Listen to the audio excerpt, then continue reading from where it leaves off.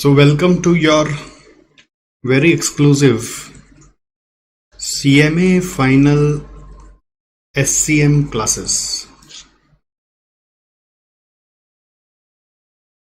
For the first time, we are doing it in very exclusive way. अभी मैं strategic cost management subject के बारे में आपको बता रहा हूँ, ठीक है। अब सब्जेक्ट के बारे में बता रहा हूँ क्योंकि आप ये सब्जेक्ट पहली बार पढ़ रहे हैं। हालांकि आप कॉस्ट वर्ड जानते हैं, है ना, इंटर में पढ़े हैं, तो ये वर्ड स्ट्रेटेजिक लगाने से इसमें क्या परिवर्तन आ गया। तो मैं अगर जेनेसिस समझाऊं कि कॉस्ट वर्ड आप सबसे पहले पढ़े थे अपना ग्रुप 1 में कॉस्ट अकाउंटिंग बोलकर, याद आ रहा है? कॉस्ट अकाउंटिंग इंटर में ग्रुप 1 में पढ़े थे। तो कॉस्ट अकाउंटिंग मतलब क्या होता है? कॉस्ट अकाउंटिंग मतलब होता है the process of summarising, classifying, analysing and interpreting the cost information to arrive at some meaningful conclusion. It's a scientific way of doing costing. Costing means estimating the cost of product or service. Cost means the amount of resources consumed in a product or service. Cost accounting means a scientific system of doing costing so that you can refer to it later, you can compare it with others within your group or outside the group if information is available. तो ये cost accounting का खूबी है जो आप लोग inter में group 1 में पढ़ा है।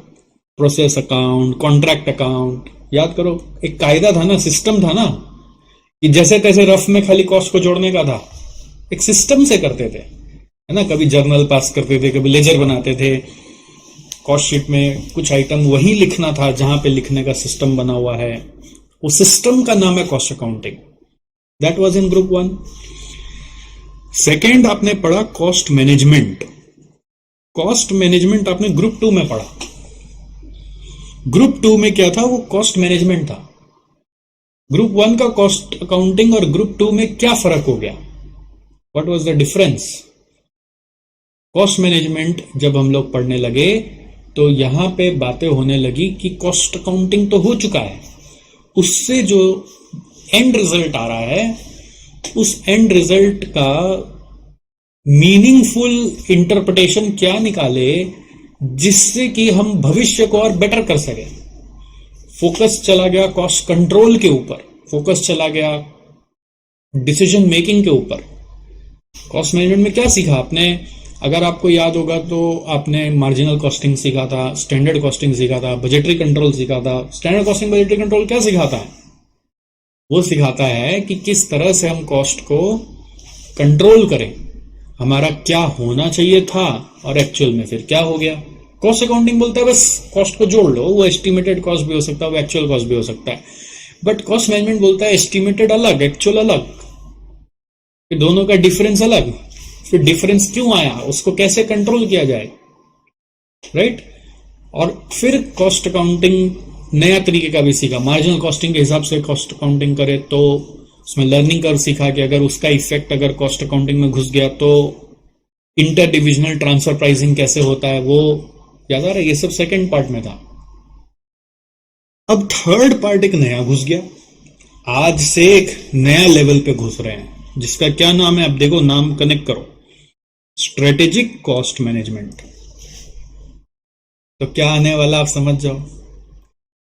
मतलब कॉस्ट अकाउंटिंग वो हम मान लेंगे आपका खून में है, यू नो इट, उस पर कुछ बात नहीं करनी आपसे। कॉस्ट मैनेजमेंट भी आपको आता है, ये भी अज्यूम कर लेंगे। हाँ, ऑफ कोर्स उसका कुछ यहाँ पे रिफ्लेक्शन होगा तो हम उसको एक बार रिवाइज कर सकते हैं, बट अज्यूम करा जाएगा कि ये दोनों आपको आता है। उसके साथ एक नया चीज जोड़ दिया, स्ट्रेटेजिक।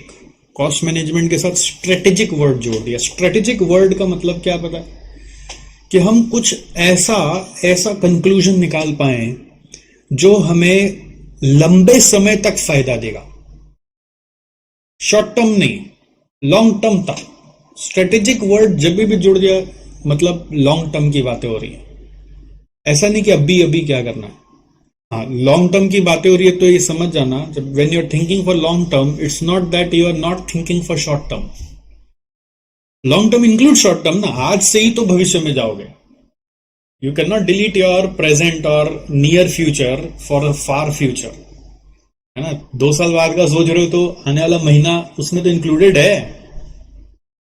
तो this is basically a term that we are using for long term perspective, कि हम आज जो भी कॉस्ट मैनेजमेंट के लिए फैसला ले रहे हैं, ठीक है, अगर आपको हमने बोला देखो भाई साहब ऐसा है, मटेरियल प्राइस वेरिएंस आपने पढ़ा है ना, अरे हाँ ना, तो खाली मुंह हिला दे ऐसे, हाँ पढ़ा है ना, उसमें एडवर्स वेरिएंस आ गया, ठीक है, ऐसी आपसे बात कर रहे हैं, एडवर्स वेरिएंस आ गया, तो ये अच्छा है कि बुरा है? मटेरियल प्राइस वेरिएंस एडवर्स आ गया, सोचो अच्छा है कि बुरा है? एडवर्स, एडवर्स मतलब नुकसान, तो बुरा ही है। तो हम लोग किसको बुलाएंगे? परचेस मैनेजर को बुलाएंगे, ये क्या किया, एडवर्स वेरिएंस लाया, नुकसान कर दिया हमारा कंपनी में, ठीक है। वो कुछ बोले उसके पहले उसको फायर कर दिए, जाओ निकल जाओ यहां से, नुकसान करना है कंपनी में, हट जाओ। कौन भरेगा ये रुपया? ज्यादा रुपया देकर आ गया, तुम्हारा डैश का कंपनी है ये, कुछ भी बोल सकता है अंडरस्टैंड हम उसको, हमारा कंपनी है तो।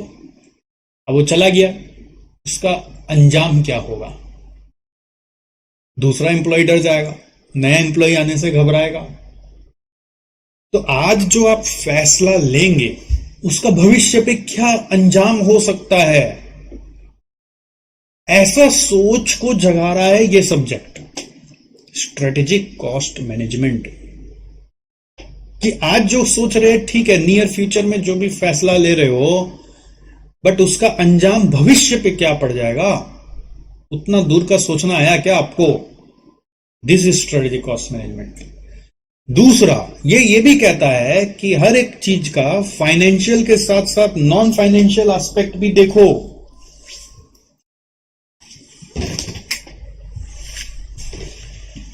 हर एक चीज का फाइनेंशियल के साथ नॉन फाइनेंशियल एस्पेक्ट भी देखो। कम से कम सामने वाले को आवाज उठाने दो भाई साहब, उसको बोलने तो दो। क्या बोलेगा वो बोल सकता है कि सर थोड़ा अच्छा क्वालिटी का मटेरियल लाया था ना। तो आप क्या बोलेंगे? अच्छा क्वालिटी का क्यों लाया, घटिया क्वालिटी का लाने बोला था ना। अरे ये तो आदमी क्या सोचेगा अंदर में, क्या आदमी है यार, हमारा बॉस है कि क्या है, ये सोच रहा है घटिया क्वालिटी का लाना था। तो घटिया क्वालिटी का अगर हम मटेरियल लाते तो घटिया क्वालिटी का फिनिश गुड्स बनेगा, और घटिया क्वालिटी का फिनिश गुड्स बाजार में बेचोगे तो क्या गुडविल बनाओगे आप अपना, कंपटीशन में क्या जीतोगे। तो आपके डिसीजन का इंपैक्ट आपके गुडविल पे क्या पड़ेगा, कॉम्पिटिटर्स एडवांटेज आपको मिलेगा कि नहीं मिलेगा, ये सब सोचने का तरीका जगाता है हमारा स्ट्रेटेजिक कॉस्ट मैनेजमेंट। एक ट्रेडिशनल कॉस्ट मैनेजमेंट है, जो पुराना पढ़े ना, ये ट्रेडिशनल है, इसको हम ट्रेडिशनल बोलते हैं, पुराने जमाने से जैसे लोग सोच रहे हैं, ठीक है। और ये स्ट्रेटेजिक है। स्ट्रेटेजिक का मतलब क्या है? ये नए जमाने का, ये यू कैन से ये मॉडर्न थिंकिंग है। मॉडर्न थिंकिंग और ट्रेडिशनल थिंकिंग में फर्क आ रहा है। फर्क क्या आ रहा है, मैं आपको जो समझाने का कोशिश कर रहा हूं कि एक फैसले का भविष्य पे क्या अंजाम। अब सोचो आप लोग वो पढ़े हो ना, joint product by product chapter पढ़े हैं, तो थोड़ा मुंह हिला दिए, पढ़े हैं हाँ। उसमें एक सम होता था, याद है? फर्दर प्रोसेसिंग करें कि नहीं करें, ध्यान आ रहा है? नहीं याद आ रहा है? Further processing of joint product करना चाहिए कि नहीं करना चाहिए, ऐसा कैलकुलेशन करते थे। कैसे सोचते थे? अगर इंक्रीमेंटल प्रॉफिट आ रहा है तो करो, नहीं आ रहा है तो मत करो। सिंपल था ना। ये ट्रेडिशनल थिंकिंग है, फायदा हो रहा है तो करो, नुकसान हो रहा है तो मत करो। स्ट्रेटेजिक थिंकिंग क्या बोलता है? वो बोलता है अगर हम उसको प्रोडक्शन करते थे, बेचते थे, तो कुछ ग्राहक आता था, कुछ ग्राहक तो आता ही था। हाँ, भले ही उसमें मान लीजिए उतना फायदा नहीं होता था, इसलिए आपने बोला बंद कर दो। लेकिन स्ट्रेटेजिक थिंकिंग बोलता है कि अगर नुकसान भी हो रहा है तो ठीक है, ग्राहक तो आता था, अगर आप वो प्रोडक्ट को फर्दर प्रोसेस करना बंद कर देंगे तो उसका जो ग्राहक था, कस्टमर था, वो कहीं और चला जाएगा। उसको तो जरूरत है, भले आपके पास कम आता था, आपको लॉस होता था, बट वो ग्राहक कहीं और चला जाएगा तो क्या होगा? कॉम्पिटिटर का मार्केट बढ़ जाएगा। अच्छा, फर्दर प्रोसेस करने के लिए जो इंप्लॉय था वो जॉबलेस हो जाएगा। वो इंप्लॉय कहां जाएगा? किसी कॉम्पिटिटर को ज्वाइन कर लिया तो वो तो आपका वाट लगा देगा। इस तरह का थिंकिंग पुराना कॉस्टिंग में नहीं था। हम लोग इंटर में ऐसा बात किए कभी आपके साथ? नहीं किए। उस समय आपको बोले बेटा छोड़ना, काहे दिमाग लगा रहा है, कैलकुलेशन करना। बट अब बोल रहे वो दिमाग लगाओ कि इसका अंजाम क्या हो सकता है। अनफॉर्चुनेटली अभी तक सब्जेक्ट ऐसा है, इंस्टीट्यूट इतना डीप में क्वेश्चन एग्जाम में नहीं पूछा है। तो ये अनफॉर्चुनेटली बोले कि फॉर्चुनेटली बोले, ये हम नहीं जानते हैं, ऐसा क्वेश्चन नहीं आया है। ये क्वेश्चन ऐसा हम लोग देखते हैं ज्यादातर वो सीएमए यूके वाला जो डिग्री है ना, उसमें इस तरह का क्वेश्चन ज्यादा। आपके केस में अभी भी स्ट्रेट फॉरवर्ड क्वेश्चन है, बट हम ये जानते हैं कि आपका सिलेबस बोलता है इतना ज्ञान लेके रखो, कॉन्सिक्वेंसेस पता होना चाहिए। हम पूछ भी सकते, नहीं भी पूछ सकते, एग्जाम में आता नहीं है उतना, लेकिन नॉलेज वाइज आपको इस एंगल से अपने चैप्टर को सीखना है कि एक फैसले का दूर तक अंजाम क्या हो सकता है। ठीक है, एक एग्जांपल और सुनो, बहुत इंटरेस्टिंग एग्जांपल है। वोडाफोन कंपनी है, वो सोच रहा है मेरा कॉस्ट कटिंग कैसे हो। ठीक है, तो उसने एनालिसिस किया कि हम लोग झोंक झोंक में आके ना बहुत ज्यादा अपना आउटलेट खोल दिए, वोडाफोन आउटलेट यहां वहां इतना ज्यादा खोल दिए कि सब जगह फुटफॉल उतना आता ही नहीं। अब ऐसा चीज आप बैंक के केस में भी सोच सकते हो, इधर उधर जहां का ब्रांच खोल देता हो तो फुटफॉल आता नहीं, आदमी आता नहीं, ग्राहक है नहीं वहां पर। ठीक है, तो रैंडमली कंपनी डिसाइड किया कि काम करते हैं, कॉस्ट कटिंग करना है, तो 20% जितना आज हमारा है 20% बंद कर दो। मान लो अगर हमारा 1000 ब्रांच है, 1000 आउटलेट है, तो 200 आउटलेट बंद कर दो। ठीक, कितना कॉस्ट बचेगा उसका एक कैलकुलेशन आपसे कॉस्ट मैनेजमेंट का साइंस जब सिखा रहे हैं तो करवा लिया, देखो इतना सेविंग्स होगा आउटलेट बंद करने से। अब बोलेंगे okay, but strategic cost management क्या बोलता है? भाई यहां से मत सोच, यहां से भी सोच। ये बोलता है दिल से सोच, थोड़ा और सोच क्या हो सकता है, कॉन्सिक्वेंसेस। बहुत सारा चीज ऐसा है जिसका नाप तोल पैसा से नहीं हो सकता। ऐसा क्या हो जाएगा? देखो, जिस लोकेलिटी से तुम आउटलेट बंद करोगे, उस लोकेलिटी का लोग अगर तुम्हारा प्रोडक्ट खरीदता है या तुम्हारे से सर्विस लेने आता है, इंक्वायरी करने आता है, तो कहां जाएगा? अरे वहां से उतना तो नहीं आ रहा है ना जितना हमारा खर्चा लग रहा है। बोले ठीक है, वो एस्पेक्ट को छोड़ो, बट वो आदमी जाएगा कहां? अगर आपका लॉयल कस्टमर है तो उसको दूर जाना पड़ेगा।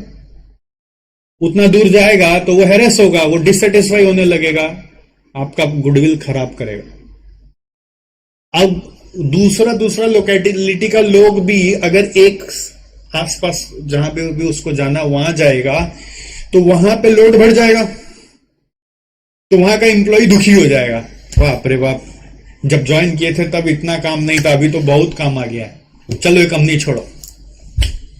आदमी को तो काम करने से तो जी चुराना ही है ना, उतना काम करने के लिए थोड़ी ना वो बैठा हुआ है, उसको तो सैलरी चाहिए, तो डिससेटिस्फाई हो जाएगा। इतना काम कौन करेगा भाई? ठीक है, और जैसे ही तुम यहां से सबमिटोगे, कॉम्पिटिटर्स मूव क्या होगा पता चलेगा, एयरटेल वहां पे अपना ब्रांच खोल दिया है, तो वो फट से आपका डाइवर्ट कर लेगा कस्टमर को। और वो कस्टमर जो आज आपको दिख रहा है ज्यादा बेनिफिट नहीं दे रहे हैं, बट लॉन्ग टर्म में आपको बेनिफिट दे सकते हैं, आप उसके ऊपर नहीं जा रहे हो। ये है बच्चों स्ट्रेटेजिक कॉस्ट मैनेजमेंट। क्या समझे? What is strategic cost management? मैंने आपको कुछ एग्जांपल दिए, एक वोडाफोन का सेंटर का एग्जांपल दिया, फर्दर प्रोसेस करे कि ना करे उसका एग्जांपल दिया, तीसरा मटेरियल प्राइस वेरिएंस एडवर्स हो गया तो उसका एग्जांपल दिया। तो एक नया तरह का थिंकिंग आपके दिमाग में आया होगा, हाँ ऐसा तो कभी सोचा ही नहीं यार, समझ गए? अब इसमें बात है कि ये जो सोच है, इसमें अलग अलग ऑर्गेनाइजेशन का अलग अलग वे ऑफ कंक्लूजन हो सकता है। देखो, कुछ ऑर्गेनाइजेशन बहुत ज्यादा एरोगेंट है, उसका टॉप मैनेजमेंट बोलता है हाँ हो चला जाएगा देखा जाएगा, उतना कोई भूख नहीं है हम लोग को, देखा जाए, तो वो लोग ऐसे डिसीजन ले लेगा। इसमें आप उनको बोल नहीं सकते यही करना होगा। जापान में एक बहुत इंटरेस्टिंग केस हुआ। जापान का रेलवेज बहुत वर्ल्ड का एक बेस्ट रेलवेज में आता है, बहुत फेमस। मतलब आप कभी जापान जाए ना, कभी मौका लगे जीवन में, ठीक है, तो वहां का ट्रेन में जरूर घूम के आइएगा। अब जैसे आगरा जाते तो बोलते पेठा खा के आइएगा, वृंदावन जाते तो पेड़ा खा के आइएगा, कलकत्ता आते तो रसगुल्ला खाइएगा, है ना, हर जगह का अलग अलग कुछ है ना। तो जापान में ट्रेन बहुत फेमस है, मतलब एकदम डिक्टो टाइम पे आता, मतलब 9:01 माने 9:01, जितना देर में छूटना उतना देर में छूटेगा। मतलब you can always rely on the train, मतलब it's never ever late. People वहां पे प्राइवेट ट्रांसपोर्ट बहुत महंगा है, टैक्सी बहुत महंगा है। मतलब समझ लीजिए यहां से आप अगर टॉलीगंज जितना दूर जाएंगे ना, जापान में अगर उतना दूर जाना पड़ेगा तो जापानीज करेंसी के हिसाब से 5,000 रुपया लग जाएगा, ठीक है। और अगर आप ट्रेन से जाइएगा तो 25-30 रुपया में काम हो जाएगा। तो that kind of expensive it is. तो ये ऐसा गवर्नमेंट ने वहां पे क्यों किया हुआ है, वो चाहता है पॉल्यूशन फ्री रहे कंट्री। तो जापान में वो लोग सर्वे कर रहे थे गवर्नमेंट से कि कैसे कॉस्ट ऑप्टिमाइज किया जाए ट्रेन का। ट्रेन सर्विस जो चल रही है ना, उसका ऑप्टिमाइजेशन करना। ऑप्टिमाइजेशन करने के लिए क्या करते हैं, पानी पी ले, पानी पी ले, आंख बंद नहीं होना चाहिए। ऑप्टिमाइज करने के लिए क्या करते हैं, रिसर्च करते हैं कि कौन सा रूट में फालतू का ट्रेन चल रहा है, ऑक्यूपेंसी नहीं हो रहा है ना। जैसे आप लोग सर्विस कॉस्टिंग में पढ़े हैं ना, पैसेंजर ट्रांसपोर्ट पढ़े हैं, तो याद आ रहा है, बस में सीखे आप, ट्रेन का नहीं सीखे, उतना कॉम्प्लिकेटेड आपको नहीं सिखाया गया। वो लोग और स्टडी कर रहे थे कौन सा रूट में खर्चा लग रहा है बट ग्राहक नहीं आ रहा। तो स्टडी किया और पता चला एक रूट ऐसा है जिसमें पूरा स्टार्ट से एंड में सिर्फ एक पैसेंजर, एक लड़की चढ़ती है और वही उससे आती है और वही उससे जाती है, और उसमें बाकी कोई पैसेंजर चढ़ता ही नहीं है। अगर ट्रेडिशनल कॉस्ट मैनेजमेंट होता ना तो क्या करते पता है, रूट बंद। हमारा बंगाल गवर्नमेंट होता तो रूट बंद। तो जापानीज गवर्नमेंट और ग्रास रूट में जाके स्टडी किया कि ऐसा क्यों। तो पता लगा उस गांव में एक लड़की है जो अपना पढ़ाई करने के लिए उस ट्रेन को यूज करती है, कॉलेज जाती है और कॉलेज से वापस आती है, और बाकी उस रूट पे कोई नहीं आता जाता। अगर वो रूट बंद कर दिया जाएगा तो उस बच्ची का पढ़ाई रुक जाएगा। तो गवर्नमेंट ने क्या डिसीजन लिया, हमारा मोटो पब्लिक वेलफेयर है, हमारा मोटो पैसा कमाना नहीं है। एक बच्ची पढ़ लेगी तो वो इतना अपने लाइफ में कमा लेगी, उसके कारण कितना विलेज में लोग पढ़ने लगेगा, उसको देखा देखी इंस्पिरेशन मिलेगा तो उस विलेज में और भी लोग पढ़ने का कोशिश करेगा।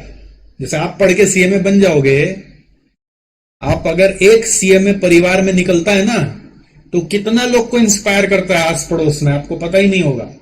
आपका रिजल्ट से आपको फायदा होगा वो अलग, आपका आसपास में सर्कल में, आपका रिलेटिव में, आपका नेबरहुड में, आपका ऑफिस में जो आपको जान रहा है उन लोग को भी इंस्पिरेशन मिलेगा। तो उस गवर्नमेंट ने बैठ के कैलकुलेशन लगाया कि एक बच्ची का पढ़ाई कंप्लीट करने से गांव में कितना लोग पढ़ेगा, और एक बच्ची कमाएगी इतना साल तो गांव में कितना लोग कितना कमा सकते हैं, उसके अगेंस्ट में हमारा जो कॉस्ट है वो कुछ भी नहीं है। कैलकुलेशन करके डिसीजन लिया कि जब तक इस बच्ची का पढ़ाई कंप्लीट नहीं होगा इस ट्रेन को जारी रखा जाएगा। ये जो थिंकिंग है ये कॉस्ट मैनेजमेंट में नहीं है बेटा, ये थिंकिंग स्ट्रेटेजिक कॉस्ट मैनेजमेंट से आता है। लेकिन इंटरेस्टिंग बात यह, आप लोग बाकी सब्जेक्ट जो पढ़ते हो ना, वो पढ़ते हो law, direct tax, indirect tax. उसमें क्या चक्कर है कि जो लिखा है वो कानून है, कानून माने क्या होता है, ये ही करना पड़ेगा, ऐसे ही होगा। स्ट्रेटेजिक कॉस्ट मैनेजमेंट में कोई कानून नहीं पढ़ रहे हैं, ये एक थॉट है, सोच है, जो आप ले भी सकते हैं, नहीं भी ले सकते हैं। पुरानी कंपनियों में पुराना ख्यालात दिखेगा, नई कंपनियों में नया ख्यालात दिखेगा। बहुत सारी नई कंपनी पुराने लोग चला रहे, पुराने ख्यालात से चल रहे हैं, तो उसमें भी नहीं दिखेगा। तो आप रियल वर्ल्ड में जब जाओगे तो स्ट्रेटेजिक कॉस्ट मैनेजमेंट जैसा आप पढ़ रहे हो हूबहू नहीं भी दिख सकता है, और वो कंपनी फिर भी चल रही है, क्योंकि इतना नाम हो गया ना कि उनको फर्क नहीं पड़ता। लेकिन आइडियल सिनेरियो जो होना चाहिए वो हम लोग यहां पे सिलेबस में पढ़ते हैं, जो होना चाहिए। कुछ हमारे स्टूडेंट्स हैं सीए फाइनल के, सीएमए फाइनल के, जब वो लोग को मान लीजिए कुछ लोग जॉब करते करते पढ़ रहे हैं, कुछ लोग ऐसे भी हैं जो अच्छा जगह कोई मल्टीनेशनल में आर्टिकलशिप ट्रेनिंग कर रहे हैं तो पढ़ रहे हैं, तो वो जब एक सब्जेक्ट पढ़ते हैं ना तो वो बोलते हैं अरे सर मेरा कंपनी में यही हो रहा है, आप जो बोले वही हो रहा है, जो नहीं होना चाहिए वही हो रहा है, मेरा कंपनी में जो नहीं होना चाहिए वो वही हो रहा है। वो लोग क्या करते हैं, जैसे कंपनी का भी अपना व्हाट्सएप ग्रुप बना हुआ होता है एम्प्लॉय लोग का, ठीक है, तो अपना क्लास से कोई चीज है ना क्लिप करके वीडियो बना के, वो वीडियो में क्लास कर रहे हैं ना, बना के अपना ग्रुप में भेजते रहते हैं, देखो मेरा सर क्या बोल रहा है, यही हो रहा है हमारा कंपनी में, होना क्या चाहिए और हो क्या रहा है। तो बाकी लोग भी बोलते हैं हाँ भाई हमारा कंपनी, वो मेरे को एक दो ग्रुप चैट भी भेजा, कभी आप अलग से मिलेगा मैं आपको दिखाऊंगा, ऐसे पब्लिक में नहीं दिखा सकता, वो ग्रुप चैट भी भेजा, देखिए सर हम ऐसे भेजा था, देखिए सबको ऐसे भी बोल रहा था। तो पॉइंट ये कि मैं कोई वो नहीं बता रहा कि तुम्हारा कंपनी में क्या होना चाहिए, मैं तो एक साइंस बता रहा हूं स्ट्रेटेजिक कॉस्ट मैनेजमेंट की, ऐसा आज का जमाना का रिक्वायरमेंट है। अब आपका कंपनी पुराना जमाना का ख्यालात से चल रहा है तो उसको कॉन्सिक्वेंसेस फेस करना पड़ेगा, उसका कोई इलाज नहीं है, it will have to face the consequences. You got the point? Difference समझ में आया, सब्जेक्ट का डिफरेंस समझ में आया। मैंने 4 एग्जाम्पल बताए, आपको एग्जाम्पल याद हुआ? सर ने क्या क्या एग्जाम्पल बताए, थोड़ा सा उसको लिखिए ना अपने भाषा में। आपको ये चार्ट बनाना है, स्ट्रेटेजिक कॉस्ट मैनेजमेंट लिखना है, ठीक है। सर ने एग्जाम्पल 1 दिया, सब्जेक्ट के बारे में थोड़ा सा बात करें so that you are clear about what you are going to learn, ठीक है। इसलिए थोड़ा सा आपको भूमिका दे रहे हैं। कल को आप भी जाके आज किसी को बोलेगा कि भाई इंटर वाला बच्चा लोग को थोड़ा आप लोग रैगिंग कर पाएगा, अरे तुम क्या पढ़ा, ये सब खाली जोड़ घटाव कर रहा है। थॉट्स कैसे सोचना है वो हम बताते तुमको, ठीक है। आप लोग भी थोड़ा पैतरा मार पाइएगा। नॉर्मली हम देखते हैं फाइनल का बच्चा लोग को रहता है विंटर का बच्चा को जाके रैगिंग करने का, अरे ये क्या कर रहा है, छोड़ ये समझ, तो वो भी सुस्तारी, बाप रे बाप, फाइनल में आप लोग ये सब पढ़ रहे हैं। एग्जाम्पल 1 मैंने समझाया आपको, मटेरियल प्राइस वेरिएंस एडवर्स होगा, एमपीवी एडवर्स होगा। तो ट्रेडिशनल व्यू क्या बोल रहा है, ऐसे कर दो, ट्रेडिशनल और मॉडर्न। ट्रेडिशनल व्यू क्या बोल रहा है, लॉस हो गया,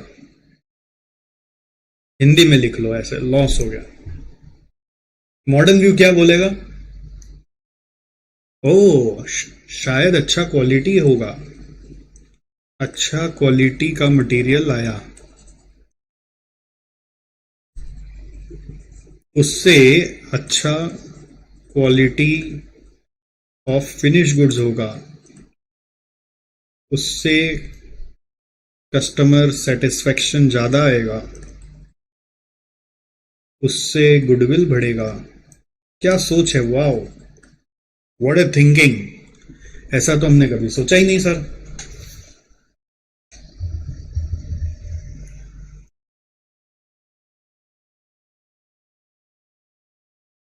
देखो अभी आपके मन में और भी सवाल आ रहे होंगे, सर मटेरियल का क्वांटिटी ज्यादा यूज हो गया तो। देखो अभी हम आपका माइंड का सवाल नहीं ले सकेंगे, अभी हम आपको एक थॉट प्रोसेस दे रहे हैं, आप उसको कभी काउंटर मत करने चाहिए, जब सही समय आएगा डीप में जाएंगे उसमें तो सब सिखा दिया जाएगा। एग्जाम्पल 2 मैंने क्या समझाया, एग्जाम्पल 2 किसके बारे में था?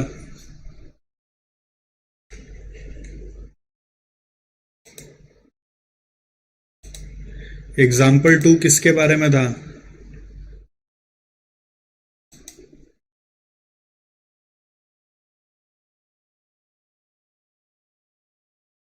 हाँ जी, ऑनलाइन करने वालों आप लोग ध्यान दे रहे हैं क्या? आजाद द्विवेदी,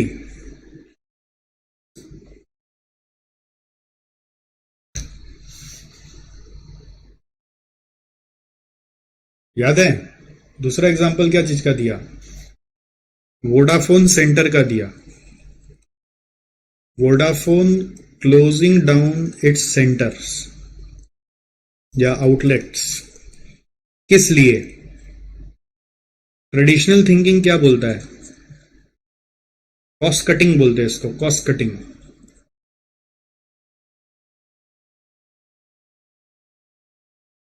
बट ये क्या बोलता है? अगर कॉस्ट कटिंग करोगे ऐसे तो it will, where will the customers go?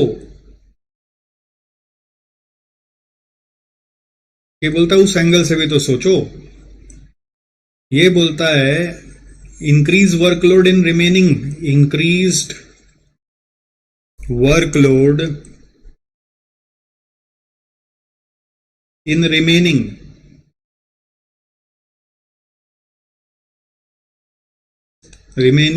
outlets, which will result in both customer and employee dissatisfaction.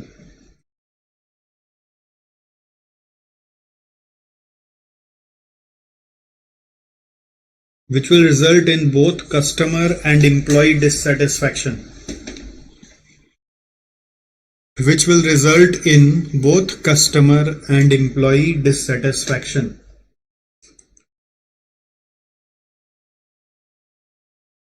You got the point? Have you got the logic? Then again, what would be the competitor's move? Competitor क्या करेगा? आप बंद करोगे तो वो अपना दुकान लगा दिया तो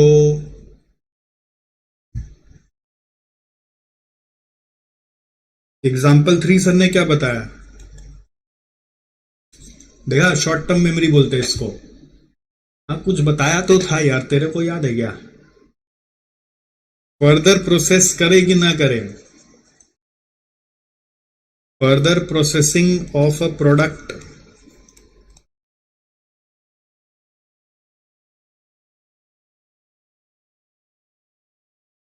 which has negative incremental profit. Negative incremental profit. देखो, मेरे को ना थोड़ा शॉर्ट फ्रॉम लिखने का आदत है, ठीक है? ये जैसे इंक्रीमेंटल लिख दिया, प्रॉफिट लिख दिया, तो आप थोड़ा यूज टू हो जाएगा मेरे से। मैं बोल बोल के लिखता हूं, ऐसा नहीं कि मैं चुपके से लिख के बैठ जाता हूं, ऐसा नहीं है। मैं बोल बोल के लिखता हूं। मेरा 15 साल का अनुभव में एक ही एक कांड हुआ बस, कि एक बच्चा मेरे को बीच क्लास से छोड़ के चला गया। मैं उसका पता लगाया क्यों छोड़ के चला गया। बोला बहुत शॉर्ट फॉर्म लिखता है यार, तो बोला इसके लिए छोड़ के चला गया। बोला हाँ, हमको नोट्स लिखने में बहुत दिक्कत हो जाता है। क्योंकि क्या लिखते हैं, क्योंकि क्या होता है, जब मैं बोल बोल के लिख रहा होता हूँ, वो स्लो लिखता था तो वो हमेशा पीछे चलता था और आगे आता था मेरे साथ साथ, तो बोलता था ये क्या लिखा हुआ है, ठीक है? उसका अगल बगल दोस्त समझ जाता था, वो नहीं समझता था, वो इंफीरियर फील करता था, तो छोड़ के चला गया। तो बस थोड़ा सा आपको यहाँ पे कैचअप करना है। हम दोनों के एक दूसरे को पहचानने में भी तो समय लगेगा। अगर आप इंटर में मेरे से पढ़े हुए हो तो अलग बात, फाइनल में क्या आपने, ठीक है चलो ट्रस्ट किया, नाम सुना, फ्रेंड्स पे ट्रस्ट किया, आप आ गए। बट एक मेथड होता है ना, हर एक का बोलने का तरीका होता है। मुझे आपको समझना पड़ेगा ज्यादा। देखो, मुझे आपको ज्यादा समझने का दरकार नहीं है, बट आपको मेरे को समझने का ज्यादा दरकार है ना? हम दोनों को एक दूसरे के साथ ट्यून अप होना है, जेल अप होना है। तो नया रिश्ता में थोड़ा इश्यूज रहता है ना? नया चप्पल हमेशा ध्यान रखना, चप्पल या जूता, हाँ? नया नथ लेडीज लोग के लिए लागू है। नाक में पहनेंगे जब। और कोई भी नया रिश्ता इनिशियल डेज में काटता है, दर्द देता है। नया चप्पल जूता थोड़ा पैर में सेट होने में टाइम लगता है, ठीक है। नया नथ अगर नोज पियर्स कराओगे गड़ेगा, आपको लगे क्या पहन लिया। और तीसरा चीज, नया रिश्ता किसी के साथ भी, चाहे टीचर के साथ हो, चाहे एम्प्लॉयर एम्प्लॉय का हो, चाहे फ्रेंडशिप का हो, ठीक है। फर्स्ट डे रोजी नहीं हो सकता, या है तो वो मतलब समझ लेना वो टेम्पररी है, वो आगे जाके थोड़ा समस्या आएगा। पहला दिन हो सकता है बहुत अच्छा लग रहा है, ठीक है, बट धीरे धीरे थोड़ा समस्या आएगा।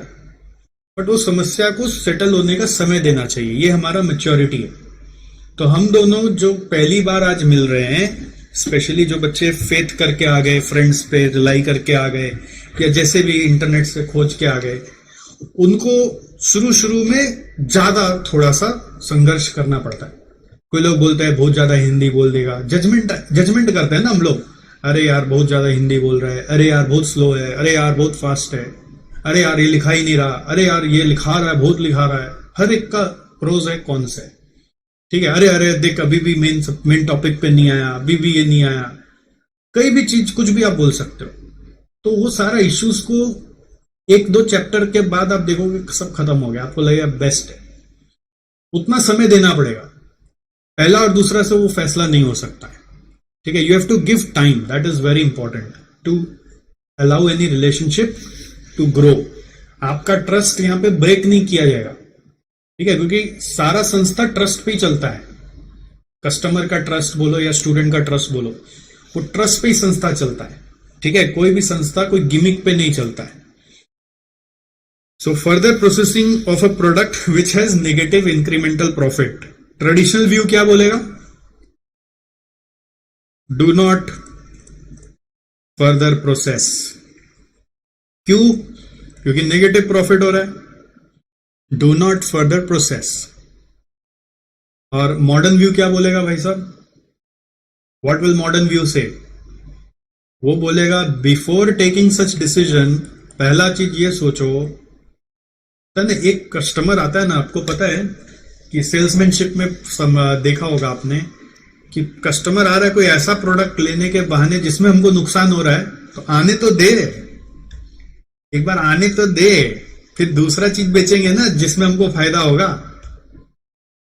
तो वो एंगल से आप तो सोच ही नहीं रहे, आप बोल रहे बस नुकसान हो रहा है बंद कर दो। बट वो कस्टमर आता है तो ये भी तो देखो कि वो दूसरा कोई प्रोडक्ट बाय करता है क्या। तो इसमें कस्टमर लॉयल्टी के ऊपर ध्यान दो। लॉयल्टी मतलब हो सकता है कि आप क्या उसको कुछ क्रॉस सेल करते हो, अपसेल करते हो। क्रॉस सेल होता है कोई दूसरा प्रोडक्ट बेचना, अपसेल मतलब होता है कोई महंगा प्रोडक्ट को बेचना। अपसेल अपॉर्चुनिटीज आपका है क्या? हो सकता है एक प्रोडक्ट जिससे नुकसान हो रहा है वो आपका दूसरा किसी प्रोडक्ट को भी वो कस्टमर खरीदता है आगे जाके, जिसमें फायदा हो जाता है। कस्टमर लॉयल्टी, क्रॉस सेल और upsell opportunities. Second number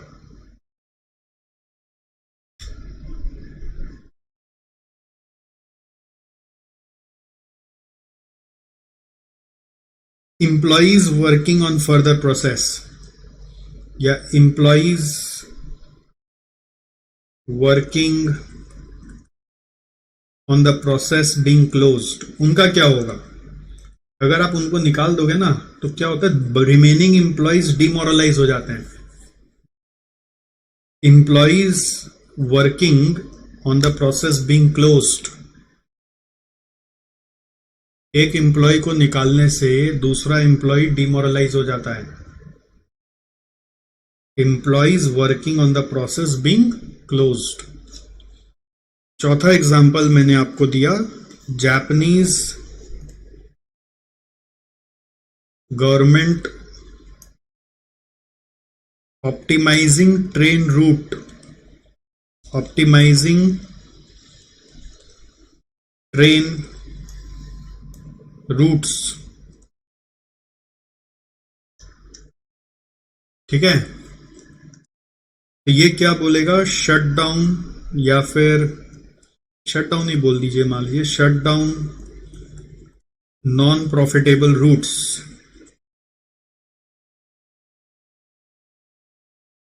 but यहां पे अप्रोच क्या है, कंटिन्यू फॉर सोशल वेलफेयर।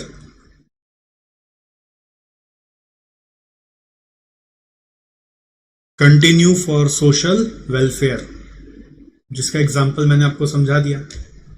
ऐसे 4 दिया हूं, 4000 एग्जाम्पल है, अनगिनत एग्जाम्पल है, अनलिमिटेड एग्जाम्पल है। अब ये एग्जाम्पल आज 4 आपके दिमाग में दे दिया, सिलेबस जैसे से आगे बढ़ेगा और भी आते रहेगा। सब बहुत सारे एग्जाम्पल है, ठीक है। कितना लिखा है, मतलब अंदर में आ रहा है मेरे, मैं रोक रहा हूं, मैं बोल रहा हूं छोड़ और मत आ, बच्चा लोग को दूसरा चीज में ले जाता है। बहुत सारे एग्जाम्पल है ऐसे। कोई भी चीज का एक फ्लिप साइड होता है, आपको आज से ये सोचना है, फ्लिप साइड होता है कि ऐसा नहीं करने से क्या हो सकता है। वो क्वेश्चन मार्क अगर आप अपने अंदर में डालोगे तो आंसर आएंगे आपके पास, ठीक है।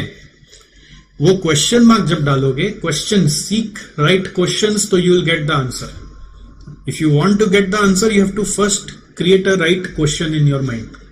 आज से एक नया चीज सीखा कि अगर इसको नहीं करेंगे तो क्या होगा। रुपया पैसा के बियॉन्ड सोचना है, खाली रुपया पैसा से नहीं सोचना है, शॉर्ट टर्म के एंगल से नहीं सोचना है। ये सब शॉर्ट टर्म व्यू है, लॉन्ग टर्म के एंगल से सोचना है। तो कंक्लूजन क्या है, strategic cost management gives you a long term perspective of taking any step in your organisation. Strategic cost management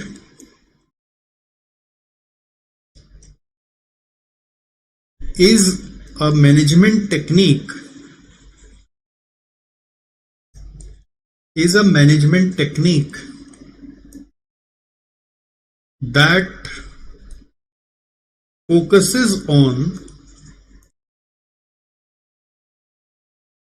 long term consequences,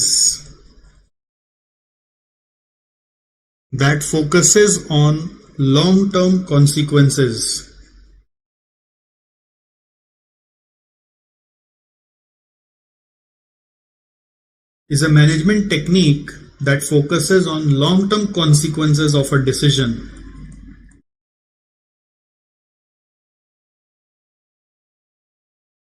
Value creation rather than cost cutting.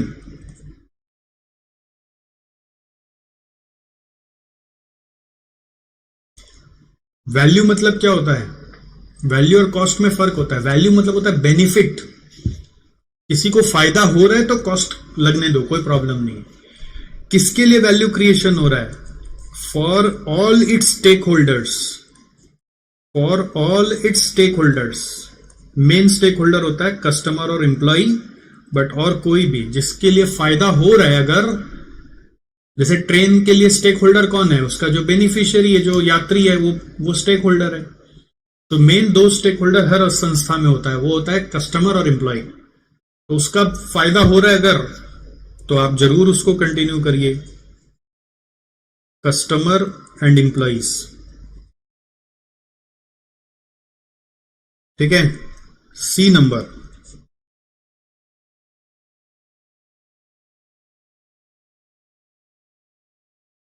Sustainable competitive advantage, sustainable competitive advantage, sustainable competitive advantage. ये कैसे आएगा, through sustainable competitive advantage, through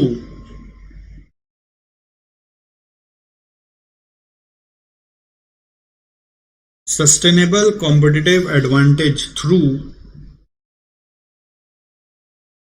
product differentiation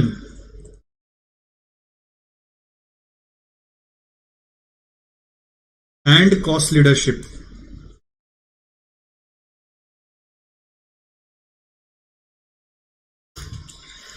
sustainable competitive advantage through product differentiation and cost leadership.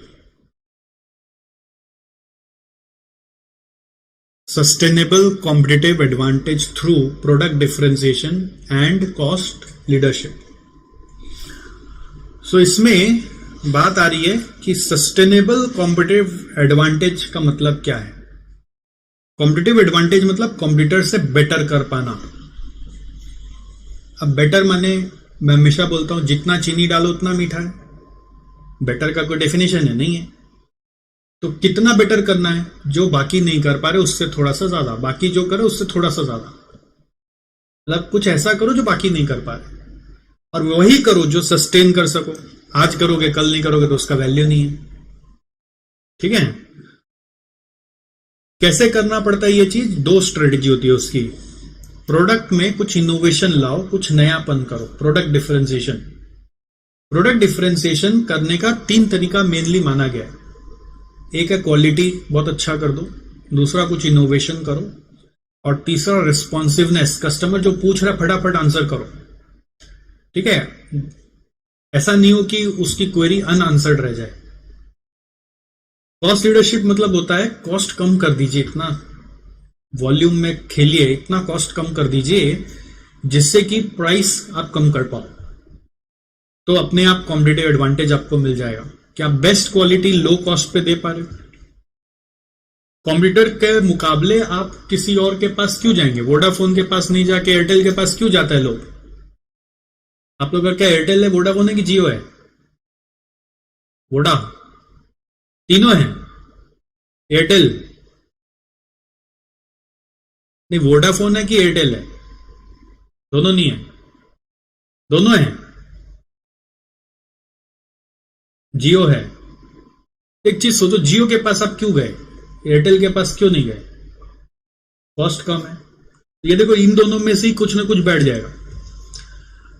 मैं Airtel ले रखा हूं और जियो दोनों ले रखा हूं, मैं भी दो ले रखा हूं. वोडाफोन के पास नहीं गया मैं.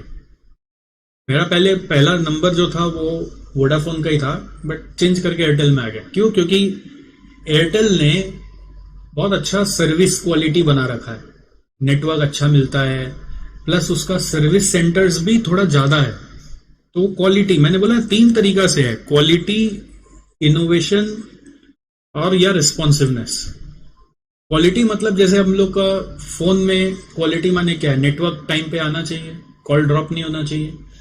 इनोवेशन मतलब कुछ नया. एयरटेल में आप देखो एयरटेल डीटीएच सर्विस भी है, एयरटेल का प्लान्स वगैरह भी थोड़ा सा अलग अलग टाइप का अच्छा प्लान्स है. और रिस्पॉन्सिवनेस मतलब सर्विस लेने जब जाते हैं तो वहां से आदमी रिस्पॉन्ड कर देता है.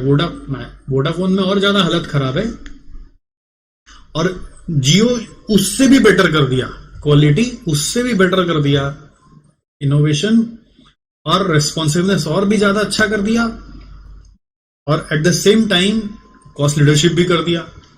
अब वो एक बार किया और उसके बाद नहीं कर पाया तो मार्केट चला जाएगा. इसलिए सस्टेनेबल कॉम्पिटिटिव एडवांटेज, समझ गए, sustainable competitive advantage. Product differentiation करने से खर्चा बढ़ जाता है. ठीक है. उस खर्चा को मेकअप करने का 2 उपाय है, या तो प्राइस बढ़ा लो या फिर वॉल्यूम बढ़ेगा. 2 ही उपाय है, प्राइस बढ़ेगा या वॉल्यूम बढ़ेगा. कॉस्ट लीडरशिप करने से क्या होता है, कॉस्ट कम हो जाता है. कॉस्ट कम होता है तो आप उसका बेनिफिट कस्टमर को दे दीजिए. प्राइस घटाकर कस्टमर ज्यादा आ जाएगा आपके पास, कॉम्पिटिटर का मार्केट आपका हो जाएगा, वॉल्यूम बढ़ जाएगा. समझ गए. या फिर आपको लग रहा है कि नहीं कस्टमर ज्यादा नहीं आएगा तो भी आपको कॉस्ट कम करना चाहिए, जिससे आपके पास खुद के पास ज्यादा प्रॉफिट बचे. प्राइस कम मत करिए, कोई प्रॉब्लम नहीं है. फिर से बोल रहा हूं, प्रोडक्ट डिफरेंशिएशन करने का कुछ इन्वेस्टमेंट होगा, उसके कारण क्वालिटी रेज होगा. क्वालिटी रेज होगा तो क्या होगा, प्राइस बढ़ा सकते हो. आपको लगा है प्राइस नहीं बढ़ाना चाहिए तो वॉल्यूम बढ़ेगा. प्रोडक्ट डिफरेंशिएशन से फायदा. कॉस्ट लीडरशिप से क्या फायदा होगा, कॉस्ट घट जाएगा तो आप प्राइस सेम रखो तो प्रॉफिट ज्यादा हो गया आपका. और अगर उसका बेनिफिट कस्टमर को दे दो प्राइस कम करके तो आपके पास मार्केट का वॉल्यूम ज्यादा आ जाएगा. तो कॉम्पिटिटिव एडवांटेज मतलब कॉम्पिटिटर से बेटर करना, लड़ना नहीं है. We are not saying if let's fight with the competition. We are saying that whatever they are doing, I should be able to do a little bit more. तो मजा आएगा. And let's enjoy that competition. जैसे आप लोग साथ में बैठ के पढ़ रहे हो, तो आप दोनों का लड़ाई हो रहा है क्या? दोनों का गोल एक ही है, तो दोनों में लड़ाई हो रहा है क्या? नहीं ना. अब मान लीजिए आपको होमवर्क मिला, आप करके ले आए, दूसरा वाला बोलता है ठीक है वो कर लिया. कंपटीशन नहीं लाते हैं ना. अगर पहला ठीक है वो कर लिया, हमको नहीं करना, हम कुछ और कर रहा है, एक तरीका है. दूसरा तरीका है वो ये कर लिया तो हमको उससे थोड़ा सा ज्यादा करना है, हम होमवर्क भी कर लेगा, हम थोड़ा सा रिवीजन भी करके जाएगा. तो उससे क्या होता है, फन, गेम में फन आ जाता है, मजा आ जाता है ना. इंडिया इंग्लैंड का मैच हो रहा है तो इंडिया इंग्लैंड दुश्मन हो गए क्या? कंपटीशन से क्या होता है, गेम होता है, मजा आता है. मैच में जो हार जाता है वो भी तो जीतने वाले से हाथ मिला के निकलता है. It's like that. आपको कॉम्पिटिटर से बेटर करना है. इस बार हम जीतेंगे, कभी वो जीतेगा, कोई दिक्कत नहीं है. बट हम लोग को हमेशा ये जो गेम है ये ऑन रखना है. इसके लिए हम लोग को प्रोडक्ट डिफरेंशिएशन, कॉस्ट लीडरशिप करते रहना है. ठीक है, ये बेसिक सारांश है स्ट्रेटेजिक कॉस्ट मैनेजमेंट का. ये 3 पॉइंट में मैंने पूरा स्ट्रेटेजिक कॉस्ट मैनेजमेंट समझा दिया है, जो ट्रेडिशनली नहीं होता है. ट्रेडिशनली कॉस्ट कटिंग पे फोकस होता है, ट्रेडिशनली सोचता है अभी का सोचो, उतना दूर का क्यों सोचना है, और ट्रेडिशनली कॉम्पिटिटर पे ध्यान नहीं देते, अपना ही धुन में चल रहे होते हैं. समझ गए? जैसे हम लोग के ऊपर भी ये सब लागू हो जाता है. जैसे ही आप कमर्शियल हो जाते हो ना ऑर्गेनाइजेशन, तो ये सब बातें आपको सोचनी पड़ती है आज ही तो कल. हम लोग के साथ कैसा हुआ, मान लो अभी ऑनलाइन सब हो गया पेंडेमिक के कारण. अब पेंडेमिक के कारण ऑनलाइन हो गया तो कई सारा इंस्टीट्यूट सस्टेन ही नहीं कर पाया अपना इंफ्रास्ट्रक्चर कॉस्ट को, सब बंद करके निकल गए. 11-12 वगैरह में तो बहुत इशू हुआ. अब क्या हुआ कि स्टूडेंट कंफ्यूज हो रहा है कि मेरे को लाइव जाना है, कि ऑनलाइन करना है, कि रिकॉर्डेड करना है, कि फेस टू फेस करना है. एक एग्जांपल आपको बता रहे हैं. तो हमारे पास हमने सारा कैलकुलेशन भिड़ाया और हमने कैलकुलेट किया कि लाइव इंफ्रास्ट्रक्चर का मेरा कॉस्ट क्या है और उससे मेरा लाइव में रेवेन्यू क्या आएगा फेस टू फेस में. ठीक है, अंजाम आपको दिख ही रहा आसपास. फेस टू फेस में रेवेन्यू क्या आएगा और खर्चा क्या है, हमने कैलकुलेट किया. ट्रेडिशनल सिस्टम से जाते तो क्या लग रहा था, बंद कर दो, क्या दरकार है इतना बड़ा इंफ्रास्ट्रक्चर का. आज हमारे यहाँ पे इतना स्टूडेंट बैठ सकता है. हमको पता है कि हम लोग कैलकाटा में है, कैलकाटा माइंडसेट मेरे को पूरा मालूम है, लोग यहाँ पे कैसे सोचते हैं. ठीक है, तो एकदम ट्रेडिशनल चले तो वायबल है ही नहीं. बट हमारा सोचने का तरीका क्या है, स्ट्रेटेजिक. तो हमने कैसे सोचा कि 0 आएंगे ऐसा तो नहीं है ना, कुछ तो आएंगे. उन कुछ को फेस टू फेस ही पढ़ने का है. वो बोलता है हम लाइव नहीं पढ़ेगा, ऑनलाइन नहीं पढ़ेगा, हम रिकॉर्डेड नहीं पढ़ेगा. तो वो कुछ अगर यहां नहीं आया तो कहीं और चला जाएगा, और वो कहीं और चला गया तो वो उसका रेफरेंस से जो 10 बच्चा आता है उसका क्या होगा, मेरा तो चेन टूट जाएगा. एक बच्चे के कारण हम बोले ना, जैसे आपको ट्रेन का गांव का स्टोरी नहीं समझाएगा, एक लड़की के कारण वो कितना गांव में लोग पढ़ लेता और कितना गांव में कमा लेता. वैसे हमने सोचा एक बच्चे के कारण 10 आता है तो 10 से कितना आ सकता है, उसका रेफरेंस अगर तुम कहीं और चले जाओगे, कहीं और पढ़ोगे तो उनका गाना गाओगे, तो भाई 10 को तो तुम वहां भेजोगे, तो मेरा तो एक के पीछे 10 का कमाई है. आज नहीं है, लॉन्ग टर्म में है ना. हम ये नहीं बोल रहे तुम मुझे कल ही 10 भेजोगे, तुम्हारा आगे का जितना जिंदगी का समय है उसमें तुम 10 भेजोगे ही भेजोगे, हमको पता है. आप रोक नहीं सकोगे. जितना भी जिंदगी बाकी है तुम 10 भेजोगे ही, तुम रोक ही नहीं पाओगे, तो मेरा पूरा लॉस हो गया. तो उस कैलकुलेशन को जब सोच रहे हैं तो लग रहा है बेवकूफी हो जाएगा भाई साहब. लॉन्ग टर्म सोचना पड़ेगा, दूर का सोचना पड़ेगा. और कल को बच्चा भी अभी कंफ्यूज है, क्या मालूम उनका कंफ्यूजन दूर हो जाए, क्या मालूम. और हम लोग भी आज जगह है तो क्या क्या चीज और कर सकते हैं. कई सारा वर्कशॉप कर सकते हैं, कई सारा सेमिनार कर सकते हैं, जगह है तो. ये स्ट्रेटेजिक थिंकिंग है. और शॉर्ट टर्म थिंकिंग क्या है भाई, पेंडेमिक है बंद करो. इवन हमारी इंडस्ट्रीज है, हमारे कुछ सर लोगों ने हम लोग को बोला पेंडेमिक आ गया अब क्या करना है, आप इतना बड़ा जगह लेके क्यों चला रहे, बंद कर दीजिए, कुछ नहीं आने वाला है, छोटा सा जगह लेके लाइव ऑनलाइन चलाइए. ऐसे कैसे, ऐसे कैसे, ये तो ट्रेडिशनल थिंकिंग हो गया, स्ट्रेटेजिक थिंकिंग अलग है भाई साहब। तो this is how if we are able to create some value for our stakeholders, ठीक है, for our employees, we have to continue doing it. This thought process is coming from strategic cost management, ठीक है। अब ये thought process को central theme बना लेना आज से अपना, ये कोई इस एग्जाम में नहीं आ रहा आपका, बट ये आपका माइंड में एक सेंट्रल थीम रहेगा। जब भी ये सब्जेक्ट पढ़ोगे इस तरह से सोचना है, ठीक है। अब हम लोग जब सब्जेक्ट के अंदर एंट्री मारेंगे तो हम बहुत सारे टेक्निक्स सीखेंगे जिससे प्रोडक्ट डिफरेंशिएशन आएगा, जिससे कॉस्ट लीडरशिप आएगा। ये मेन है, इन दोनों का कैसे कैसे आ सकता है, नए जमाने में दुनिया में क्या क्या चल रहा है, ठीक है। जैसे आपका सिलेबस में एक है modern cost management, modern world का कॉस्ट मैनेजमेंट। मॉडर्न वर्ल्ड मतलब दुनिया में आज का डेट में जो ग्लोबलाइजेशन आ गया है कि एक एक कंपनी वर्ल्ड वाइड ऑपरेट कर पा रहा है। जैसे आप एक एग्जांपल सोचो, अपने आसपास में कौन सी कंपनी है जिसका पूरा वर्ल्ड में नाम है और आप उसके प्रोडक्ट यूज भी करते हो। HP, एक आपको ऐसे दो चार नाम सोचते जाओ ना दिमाग में, उसके प्रोडक्ट आप यूज कर ही रहे हैं और वर्ल्ड में नाम है उन लोगों का। Apple, HP, Google, Sony, Samsung, Ford, Toyota, है कि नहीं है? ये लोग कोई खाली एक कंट्री में काम कर रहे हैं क्या? वर्ल्ड वाइड चल रहे हैं भाई साहब, world wide, not just in one company. Airtel खाली इंडिया में, ऐसा मत सोचना। एयरटेल अफ्रीका में लीडर है, लीडर। तो ऐसे इतनी सारी कंपनियां होंगी जिनका प्रोडक्ट वर्ल्ड में चल रहे हैं, राइट। तो वो कंपनियां अगर ट्रेडिशनली सोचती ना, खत्म हो जाती, वो वहां तक पहुंचेगी नहीं। उनका सोचने का तरीका क्या है, क्या क्या टेक्निक से, जैसे कुछ टेक्निक सब जगह लागू नहीं होता है, कुछ टेक्निक कुछ जगह लागू होता है, क्या क्या टेक्निक से उन्होंने अपने आप को वहां तक पहुंचाया। बेसिकली एक चीज और आपको बताते हैं, ये मैं हमेशा स्टार्टिंग में ही बताता हूं, कभी ऐसा नहीं होता है कि चलो हम तुम बैठ जाते हैं, तुम भी बहुत पढ़े लिखे विद्वान हो, हम भी पढ़े लिखे विद्वान हैं, चलो आओ शाम को चाय पे बैठते हैं और मिल के टेक्निक बनाते हैं। ऐसा होता है क्या? चल आजा, मिल के टेक्निक सोचते हैं, फिर पूरा दुनिया में फैला देंगे, सब कंपनी फॉलो करेगा और बच्चा लोग पढ़ेगा। Does it happen like that? No. So how does it happen? How does a technique comes? How does a technique comes? दुनिया में टेक्निक आया ही कैसे? एक कहावत हमेशा याद रखना, वो कहावत बहुत काम की चीज है।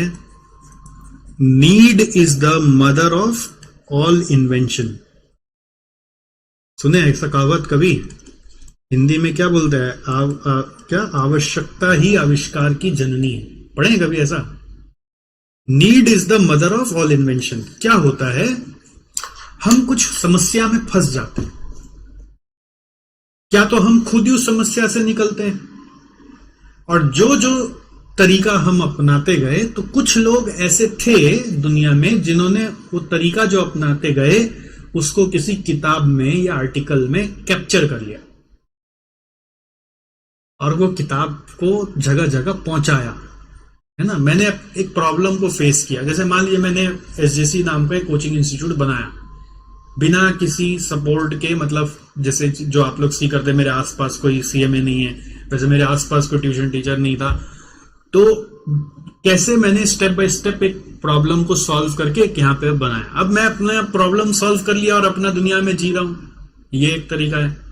मैंने अपना तरीका किसी को बताया ही नहीं, कल को आपको पढ़ाना है तो मैंने आपको अपना तरीका बताया ही नहीं। और एक तरीका हो सकता है कि मैं इतना फ्री हो गया अपना काम करके, अपना प्रॉब्लम सॉल्व करके, मैंने सोचा किताब लिखो, आर्टिकल लिखो, जगह जगह लोगों को बताते हैं कि कैसे हमने ये किया, क्या प्रॉब्लम हमने फेस किया। तो ऐसे टोयोटा के जो ओनर थे, ओनर का एक राइट हैंड था, उनका नाम था ओनो ताइची। ताइजी नहीं, ताइची। ताई ताई पढ़ते हैं ना, ताई समझते हैं ना, अपना रिलेटिव में ताई कौन होता है, तो ताई ताइजी नहीं, tai chi. Oh no, oh no, OHNO। अब गूगल करके पढ़िएगा अगर इंटरेस्ट है ये सब चीज में, तो इनका आर्टिकल्स मिलेगा, इनका किताब मिलेगा। ये टोयोटा एक्चुअली सरनेम है, Toyota was the surname of the person of the founder of Toyota company, ठीक है। तो टोयोटा का जो राइट हैंड था ओनो ताइची, चीफ इंजीनियर था। तो उन्होंने टोयोटा कंपनी में जो समस्याएं हो रही थी उसको सॉल्व करने के लिए बहुत सारे रास्ते अपनाए और उसको एक दिन बैठ के लिख दिया।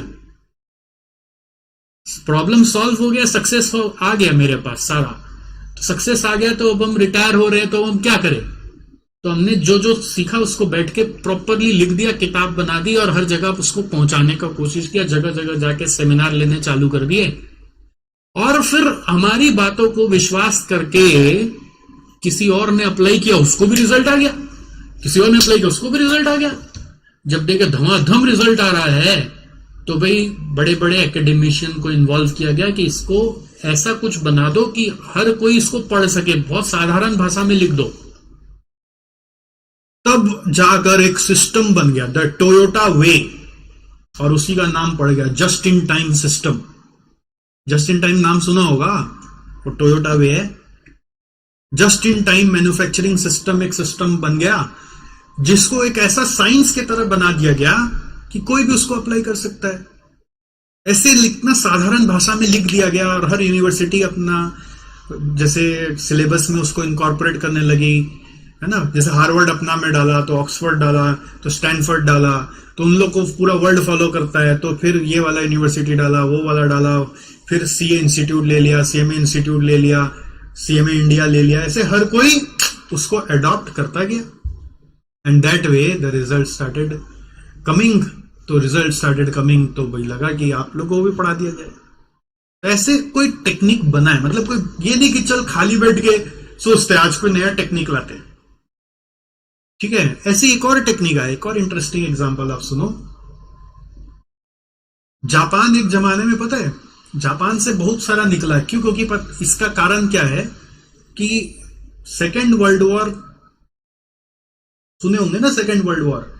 तो सेकेंड वर्ल्ड वॉर जब हुआ तो उसमें सबसे ज्यादा नुकसान जापान को हुआ था। अमेरिका ने जापान पे बॉम्ब गिरा दिया, तो जापान कंट्री के तरह, जैसे यूक्रेन का भी हालत आप सुन रहे हैं ना, वैसे उससे भी बदतर हालत जापान का था, उससे भी बदतर।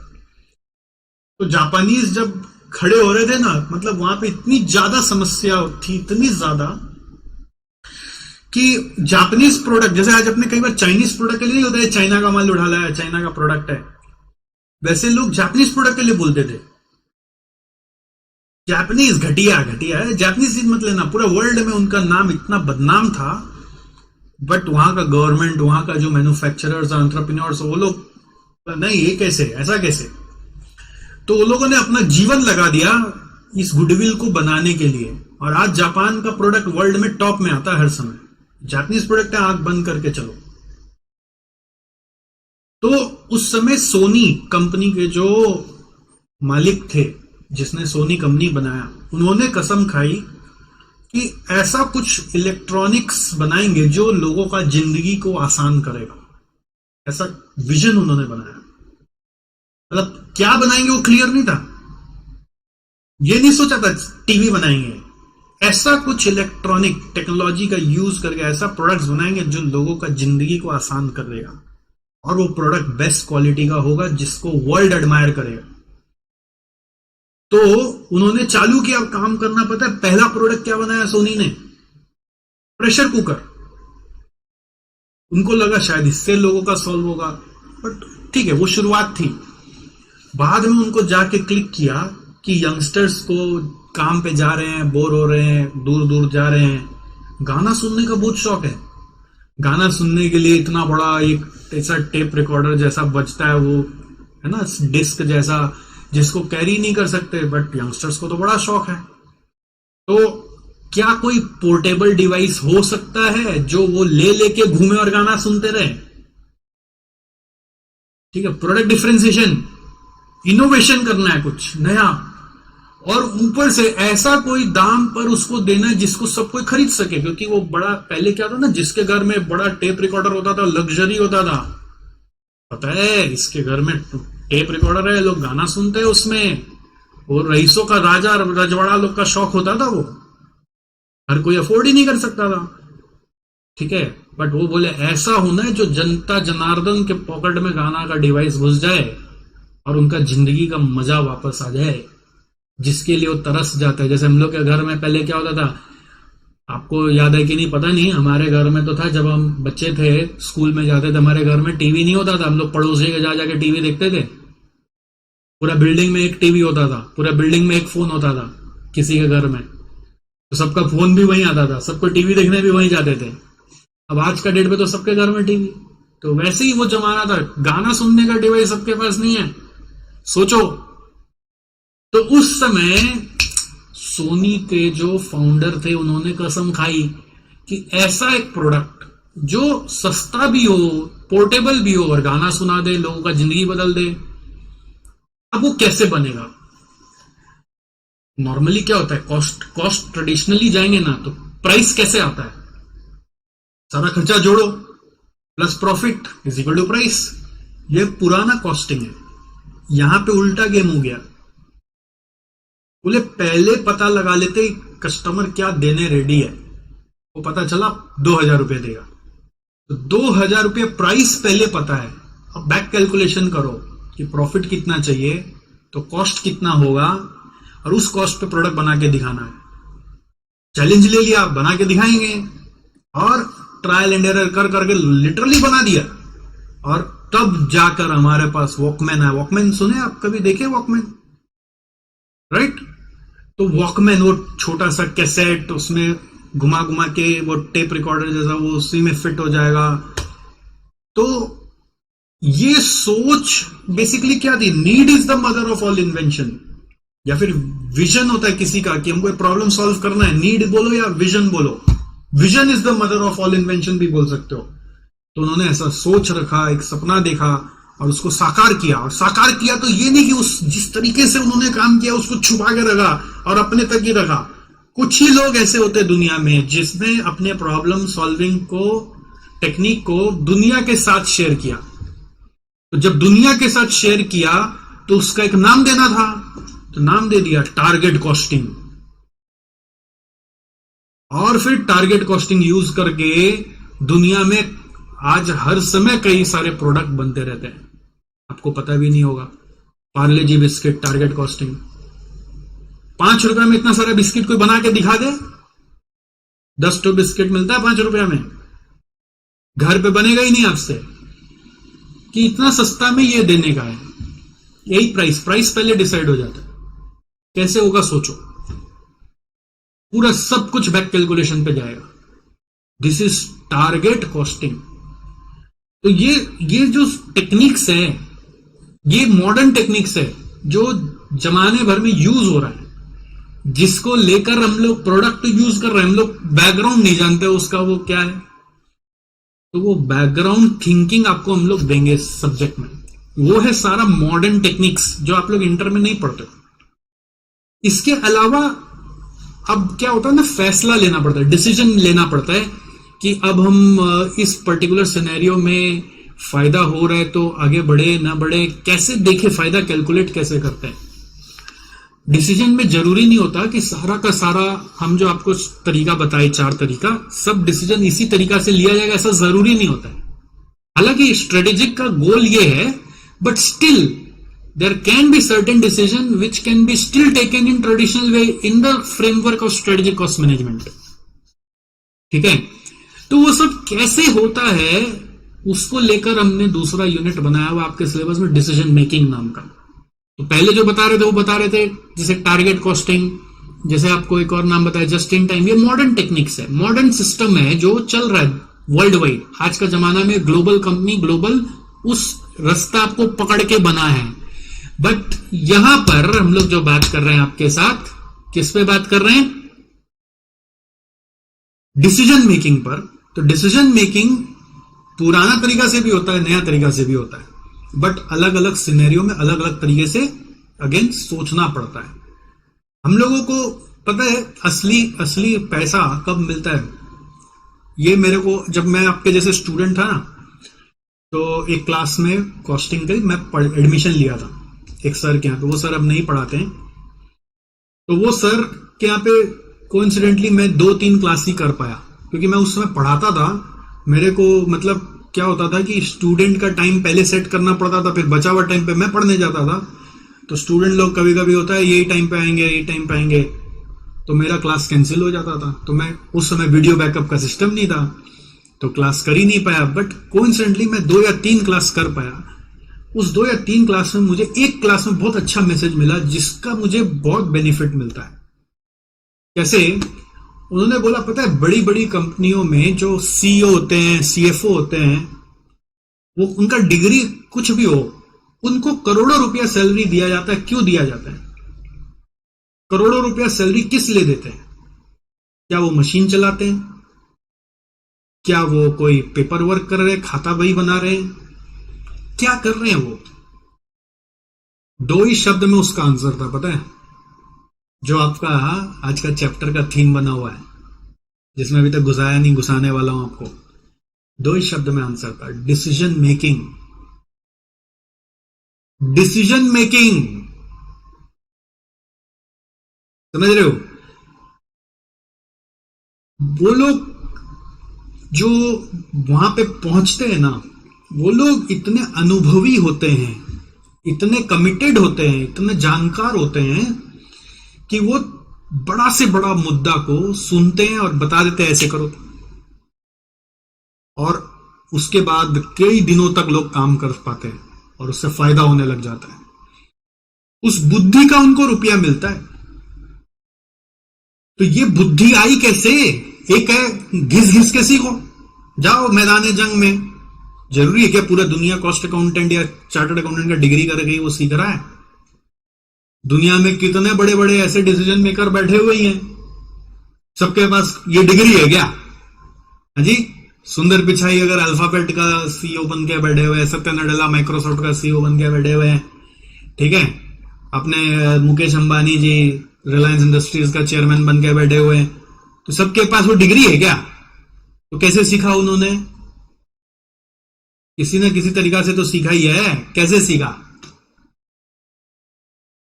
घिस घिस के, ट्रायल एंड एरर, नुकसान कर करके कोशिश किया। कोई को फैमिली से बैकग्राउंड मिल गया, कोई लोग धीरे धीरे धीरे ट्रायल एंड एरर कर करके सीख गए। कई सारा गूगल माइक्रोसॉफ्ट जैसा कंपनी क्या करता है पता है? वो लोग बहुत सारा इंटेंसिव ट्रेनिंग प्रोग्राम्स बना रखा है कि आप वहां का सीईओ बनोगे ना, आपको बहुत सारा ट्रेनिंग लेना पड़ेगा। वो लोग ट्रेनिंग दे दे के सिखा दिया। मुकेश अंबानी जी के तो पिताजी के साथ काम करते करते सीख गए। आप लोगों के पास दोनों ही नहीं है, अभी तो क्या करें? आप डिग्री से सीख रहे हो भाई साहब। ये बात जरूर है कि जैसे आपका डिग्री हो जाएगा, ऐसा नहीं है कि आप फट से कंपनी में ज्वाइन करोगे, बोलोगे हम डिसीजन मेकिंग करेंगे, अड़िए आप लोग हमको करोड़ों रुपया दीजिए। अभी आपके ऊपर दाव नहीं खेला जा सकता, लेकिन आपको वो माइंडसेट दिया जा रहा है कि उसका दिमाग में चल क्या रहा है। कल को तुमको जब मौका लगे तो तुम भी जल्दी से जल्दी वहां सीढ़ी चढ़ सकोगे। ये डिसीजन मेकिंग का पैसा मिलता है, ठीक है? ये इंटरेस्टिंग चीज है। हम भी यहां पे बैठ के, आप मेरे को देखोगे कभी ऑफ द क्लास, अगर हम कुछ कर रहे हैं तो सारा खेल मेरा यही 2 शब्द में है। बाकी लोग चीज करने के लिए वो सब लोग हैं। मेरा काम है डिसीजन मेकिंग करना, सोचना क्या करना है, कैसे करना है। कोई फंस गया तो गाड़ी आगे कैसे जाएगा। और वो इतना इजी नहीं है, इतना पढ़ाई करने के बाद भी इजी नहीं है। It's really tough. But ultimately जो खाते हैं हम लोग, जो बड़े लेवल पे होते हैं, वो सोच से खाते हैं, डिसीजन मेकिंग करके खाते हैं। आप भी अपनी जिंदगी में डिसीजन मेकिंग कर रहे हो। एक डिसीजन लिया ही ना कि चलो सतीश सर के पढ़ते हैं, सुबह उठ के डिसीजन लेते ही कि भैया कपड़ा कौन सा पहने, फिर नीचे उतर के सोचते ही बस से जाए कि मेट्रो से जाए। अभी यहां से निकल के सोचोगे भूख लग रही है, नाश्ता यहां करे कि घर में जाके करे। तो ऐसे डिसीजन हम लोग हर समय ले रहे हैं, बट अपने लिए कोई भी ले सकता है भाई साहब। ये डिसीजन मेकिंग कैसे यूनिक है? इसमें आप सोच रहे हो ऐसा डिसीजन लेना है जिससे हमारा स्टेक होल्डर का नुकसान नहीं हो जाए, हम कहीं कॉम्पिटिटर के चंगुल में फंस नहीं जाए। इतना आसान थोड़ी है ना कि बस कपड़ा पहनना कौन सा, ये नहीं वो नहीं। आपने कभी सुना है, देखा है, मार्क जुकरबर्ग हमेशा एक ही टी शर्ट पहनता है, नोटिस किया है? फेसबुक का जो मालिक है, कभी गूगल करके देखा है, उसका हमेशा एक ही टी शर्ट में मिलेगा वो, नोटिस किया है? तो इसका क्वेश्चन आता है, ऐसा क्यों? उसका रीजन है, वो लोग बोलते हैं कि कंपनी को चलाने के लिए ना बहुत सोचना पड़ता है, और दिन भर में आदमी ज्यादा सोच नहीं सकता है, लिमिटेड सोच पाता है। तो सुबह सुबह उठ के हम ये भी सोचे कि आज क्या पहनना है, तो मेरा सोच वेस्ट हो जाता है। ज्यादा डिसीजन लेने से क्या होता है, डिसीजन फेटिक हो जाता है। डिसीजन फेटिक मतलब थक जाते हैं, हम लोग थक जाते हैं कि क्या डिसीजन ले क्या डिसीजन नहीं ले। तो इसलिए उसको कम करने के लिए मैंने एक रास्ता बनाया कि मैं एक ही तरह का कपड़ा रोज पहनूंगा। कम से कम ये तो नहीं सोचना पड़ेगा कि जिससे कि हम अपना सोच को सही जगह लगा पाए, समझ गए? तो जो ये सब छोटा छोटा चीज पे काम करते हैं कि बड़ा डिसीजन ले सके, वो लोग आगे जा रहे हैं। जितना भी बड़ा से बड़ा लोग है, वो लोग बाकी मामले में ज्यादा से ज्यादा सिंपल है। आप कभी मुकेश अंबानी को बहुत सारा ब्रांड पहनते हुए नहीं देखोगे, सिंपल। क्यों? उसमें क्या डिसीजन लेना? वो डिसीजन ले रहा है कि कैसे हम लोग पूरे इंडिया पे राज करें। वो डिसीजन ये ले रहा है कि कैसे हम लोग वर्ल्ड वाइड अपना मार्केट को चला सके। तो वो सब का वैल्यू ज्यादा है ना, है कि नहीं? तो इसलिए वो लोग डिसीजन मेकिंग के ऊपर ही सारा अपना जीवन चला रहा है। और हम लोग लकी हैं कि हम लोग को पढ़ाई में सीखने का मौका मिल रहा है, करेक्ट? तो आइए मैं आपको शुरू करवा रहा हूं आज बहुत ही इंटरेस्टिंग चैप्टर से। उसको बंद कराओ, वो एसी को बंद करो। अब आप लिखिए नया पेज में, वो वाला उधर से।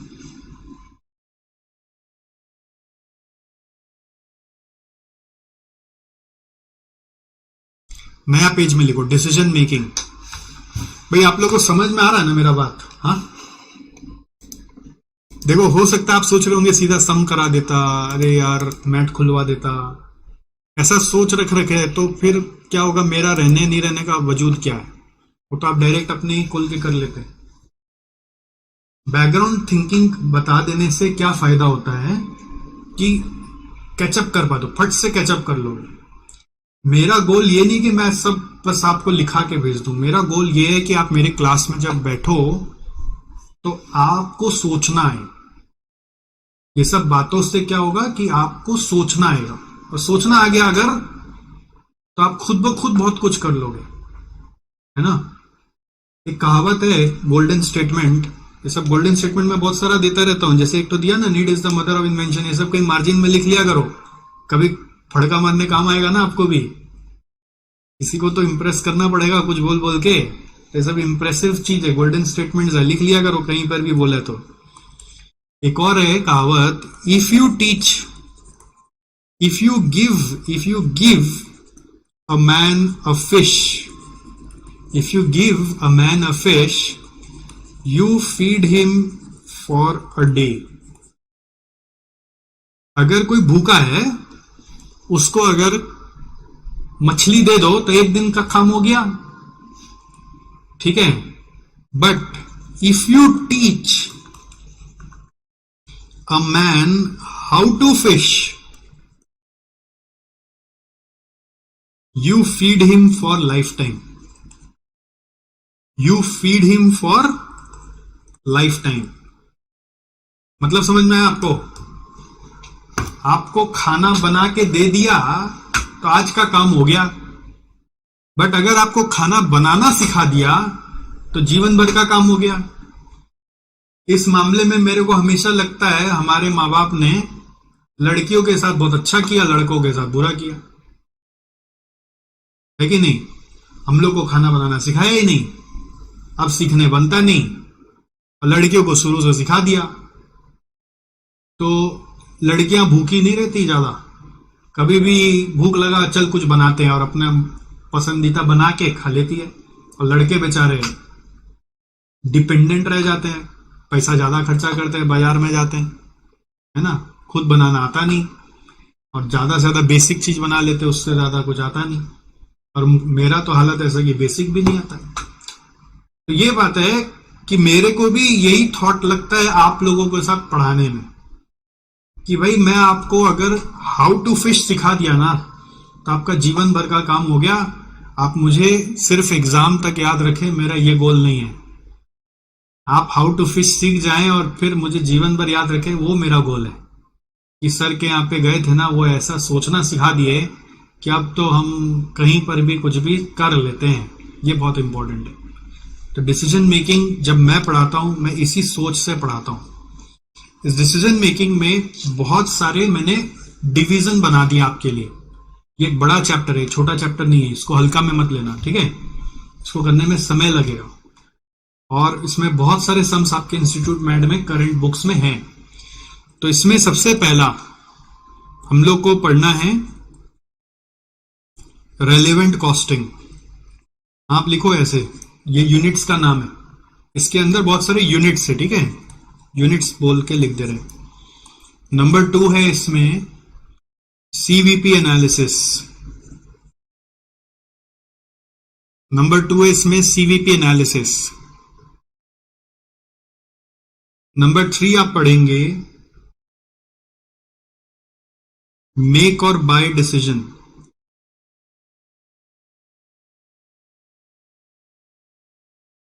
नंबर 4 आप पढ़ेंगे की फैक्टर्स। नंबर 5 आप पढ़ेंगे सब कॉन्ट्रैक्टिंग।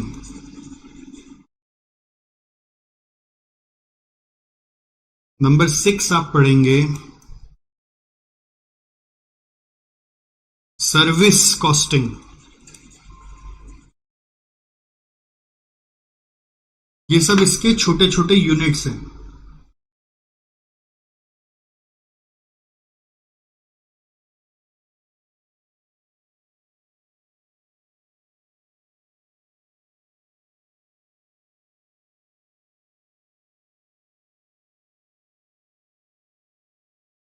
ठीक है,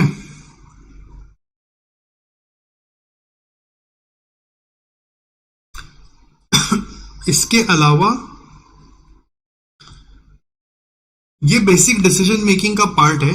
अब इसके अलावा एक और इसमें कई बार इसी के अंदर का पार्ट आप समझ सकते हो। जैसे आप समझ लो ये यूनिट ए है आपका, ऐसा सोच लो, दिस इज यूनिट ए। ए के अंदर इतना सारा, एक यूनिट बी भी बनाया जा सकता है, उसमें भी डिसीजन मेकिंग कंटिन्यू ही होता है, ठीक है। वो है ट्रांसफर प्राइसिंग।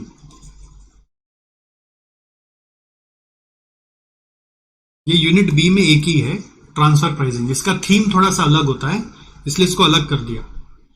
वो पूरा यूनिट ए बोल दो और ये यूनिट बी बोल दो। तो आप अभी हमारा फोकस है आपके साथ इन सब पे बात करना, ओके। तो आइए अब आप हेडिंग दीजिए,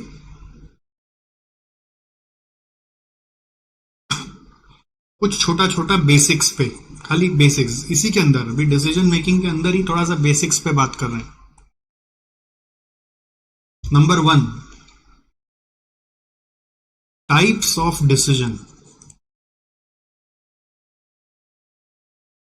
टाइप्स ऑफ डिसीजन, बहुत सारी चीजें जो मैं यहां पे बता रहा हूं वो इस एंगल से बता रहा हूं कि वो आपका माइंड को डेवलप करने में हेल्प करेगा।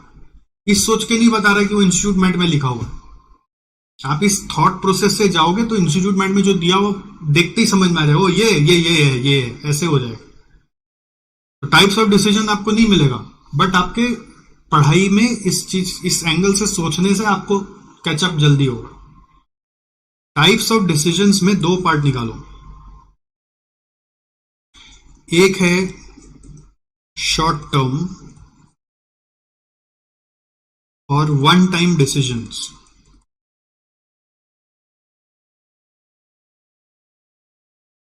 दूसरा है लॉन्ग टर्म।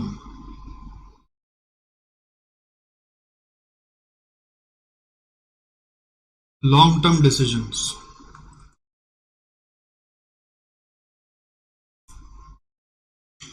जितना भी लॉन्ग टर्म डिसीजन है उसको लेने के लिए दो टेक्निक यूज होता है,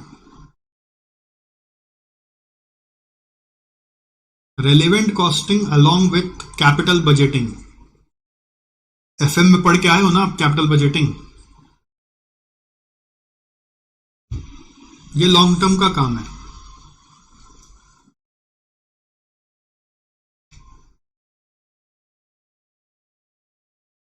इधर से दो पार्ट निकालो, एक है आपका one time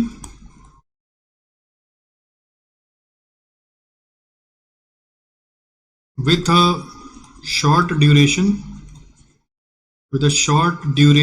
impact,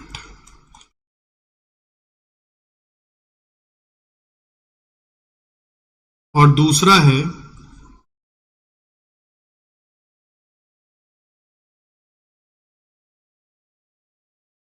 routine short term decision.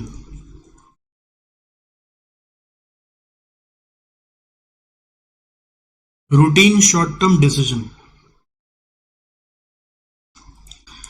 One time decision with a short duration impact, और एक है रूटीन शॉर्ट टर्म डिसीजन। ठीक है, so one time with a short duration impact का मतलब क्या हुआ, जैसे ऐसा कोई डिसीजन जो ज्यादा लंबा समय तक अफेक्ट नहीं करेगा आपको और एक ही बार लेना है। तो ऐसा कैसा डिसीजन हुआ, बिल्कुल जैसे सोचिए मेरा एक कस्टमर था, वो मेरे को ऑर्डर देके गया कि ऐसा एक मशीन उसके लिए बना दो। मैं मशीन बनाता हूं अलग अलग टाइप का, तो आपका ऑर्डर आया, उसके हिसाब से मैंने मशीन आपके लिए बनाया, एडवांस ले लिया था, पूरा पैसा नहीं लिया, बट मशीन ऑलमोस्ट बना दिया कि खबर आया कि आप भाग गए, गायब हो गए, इंसॉल्वेंट हो गए, फंस गए, और कोर्ट से आपके वहां पे चिट्ठी निकल गया कि कंपनी बंद होने वाली है, आपका कंपनी। अब मैं क्या करूं, आधा मशीन से मतलब मशीन ऑलमोस्ट बना डाला था, आपसे एडवांस लिया था, पूरा काम तो नहीं हुआ, अब मशीन तो बचा रह गया, क्या करें अब इसका, समझ गए। अब ये हेडिंग सोचो क्या है, one time with a short duration impact. ऐसा हर समय होता है क्या, नहीं, वन टाइम सिनेरियो है, इसका इंपैक्ट क्या है, शॉर्ट ड्यूरेशन के लिए, एक बार कर रहे देखते कुछ एक, मान लीजिए ऐसे सिनेरियो में क्या करे वो मेरे को ज्यादा लंबा समय तक इंपैक्ट नहीं करेगा, इस महीना, अगला महीना, 6 महीना, उससे ज्यादा इंपैक्ट नहीं है। ठीक है, और ऐसा रोज रोज नहीं होता है, वन टाइम वाला सिनेरियो है। तो एग्जांपल क्या हुआ, customer of a customized machine, या कस्टमाइज्ड मशीन, हाँ ठीक है, customized machine has become insolvent.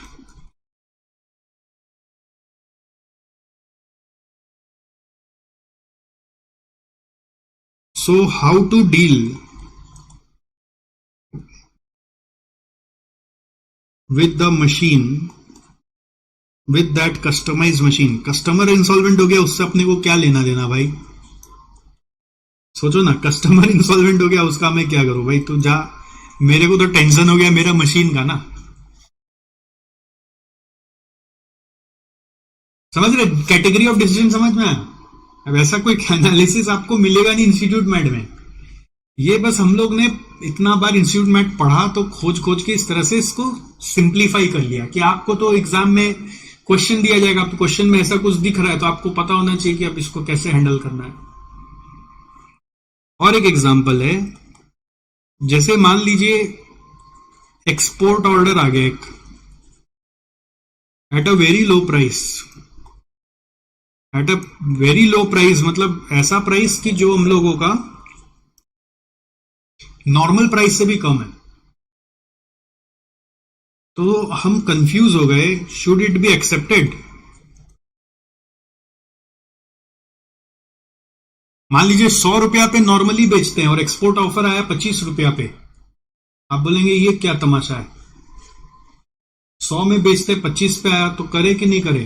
अब पॉइंट है कि वन टाइम है, वापस नहीं आएगा, आपको एक एक्सपीरियंस लेने के लिए करना है क्या? एक्सपोर्ट कैसे होता है आइडिया लग जाएगा। और कई बार होता है कोई पहचान का आदमी है, क्या करे, ना नहीं बोल पा रहे, फंस जाते हैं ऐसे कंपनी में। तो ऐसे सिनेरियो में कैसे सोचे, ठीक है। तो ये सब सिनेरियो का डिसीजन मेकिंग होता है रेलेवेंट कॉस्टिंग से, which combines within it combines with marginal costing also. मतलब मार्जिनल कॉस्टिंग इसके अंदर इंक्लूडेड है, मतलब मार्जिनल कॉस्टिंग को बेस लेके ये सोचता है, बट मेन सोचने का तरीका रेलेवेंट कॉस्टिंग, ठीक है। टेक्निक का नाम आपको बता रहा हूं। अब रूटीन शॉर्ट टर्म डिसीजन है, तो उस समय जैसे फॉर एग्जांपल आप निकाल रहे हो ऑप्टिमम प्रोडक्ट मिक्स क्या होगा फॉर द कमिंग क्वार्टर, तो इसमें सोचने का क्या है, इसमें सोचने का है क्योंकि due to material shortage, material का शॉर्टेज होने वाला है, अगला क्वार्टर में लेबर का शॉर्टेज होगा, कुछ भी इश्यूज आ सकता है जो बिजनेस का पार्ट एंड पार्सल है। तो कैसे करना चाहिए optimum mix for the coming quarter due to material shortage, तो ऐसा डिसीजन नॉर्मली मार्जिनल कॉस्टिंग से ही होता है, जिसको आप सीवीपी एनालिसिस के नाम से पढ़े ही हैं इंटर में, बट उसका यूज किस तरीके से किया जाएगा वो आपको सीखना पड़ेगा। इसके लिए एक और टेक्निक यूज होता है जो आप लोग इंटर में ओएम में पढ़े, ऑपरेशन मैनेजमेंट सुने ना सब्जेक्ट,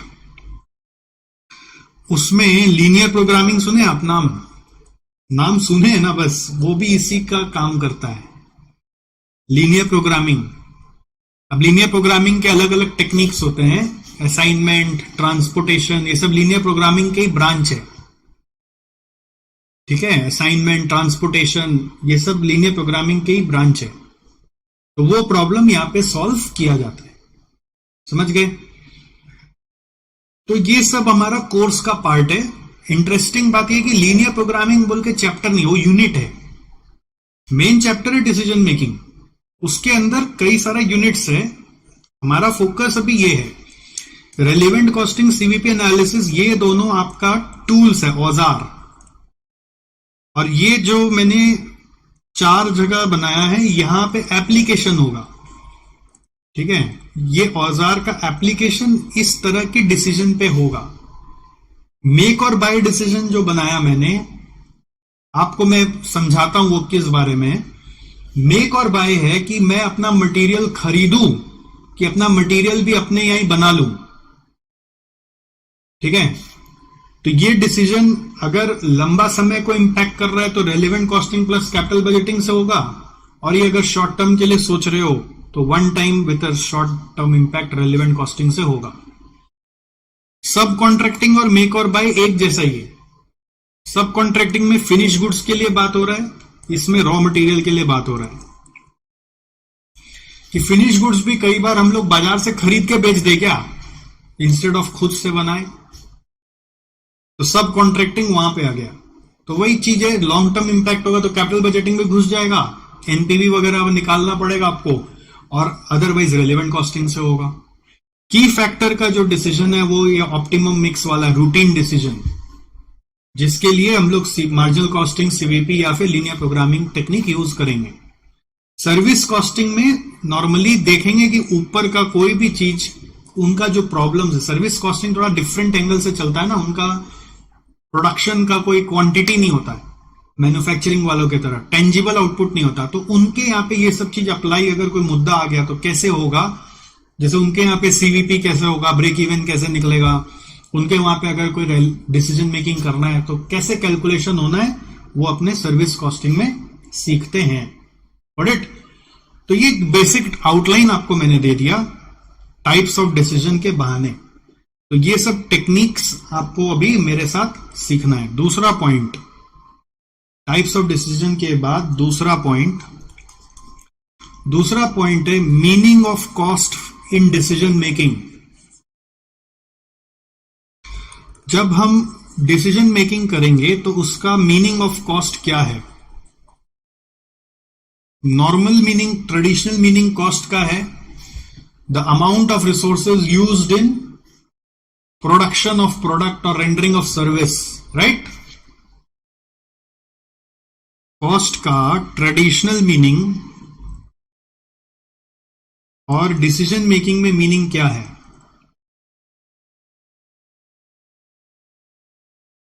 ट्रेडिशनल मीनिंग और डिसीजन मेकिंग में मीनिंग क्या है? ट्रेडिशनल का मीनिंग है कॉस्ट में, we will say this number one क्या बोलना है द अमाउंट ऑफ रिसोर्सेज, जो रटा हुआ बचपन से, used in production of goods और rendering of services. The amount of resources used in production of goods और रेंडरिंग ऑफ सर्विसेज, ठीक है? बट डिसीजन मेकिंग में मीनिंग क्या है? डिसीजन मेकिंग में मीनिंग क्या है? इसमें मीनिंग है, कॉस्ट को समझोगे कैश आउटफ्लो। क्या समझे? कैश आउटफ्लो को कॉस्ट समझोगे, ऑलराइट? अब एक होता है रियल कैश आउटफ्लो जो चला के लग गया, और एक होता है जो कैश इनफ्लो आने वाला था नहीं आ पाया, जिसको हम लोग नोशनल बोलते हैं। नोशनल मतलब होता है अपॉर्चुनिटी कॉस्ट। नोशनल का मीनिंग क्या हो गया? Opportunity cost. पढ़े हैं ना what is opportunity cost? Opportunity cost होता है कि जो इनकम आ सकता था नहीं आ पाया। रियल और नोशनल दोनों आ गया। डिसीजन मेकिंग में सिर्फ आउटफ्लो के एंगल से सोचोगे। पॉकेट से रुपया जा रहा है तो वो कॉस्ट है, पॉकेट में रुपया आने वाला था नहीं आ रहा है तो वो भी कॉस्ट है। हिंदी में लिख सकते हो अगर चाहो तो, थोड़ा और क्लैरिफिकेशन चाहते हो अपने लिए तो ऐसे हिंदी में साइड में नोट्स लिखना अलाउड है।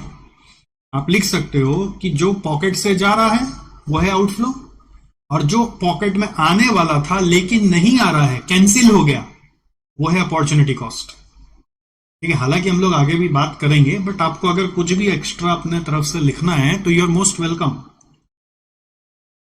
Third point, process of decision making.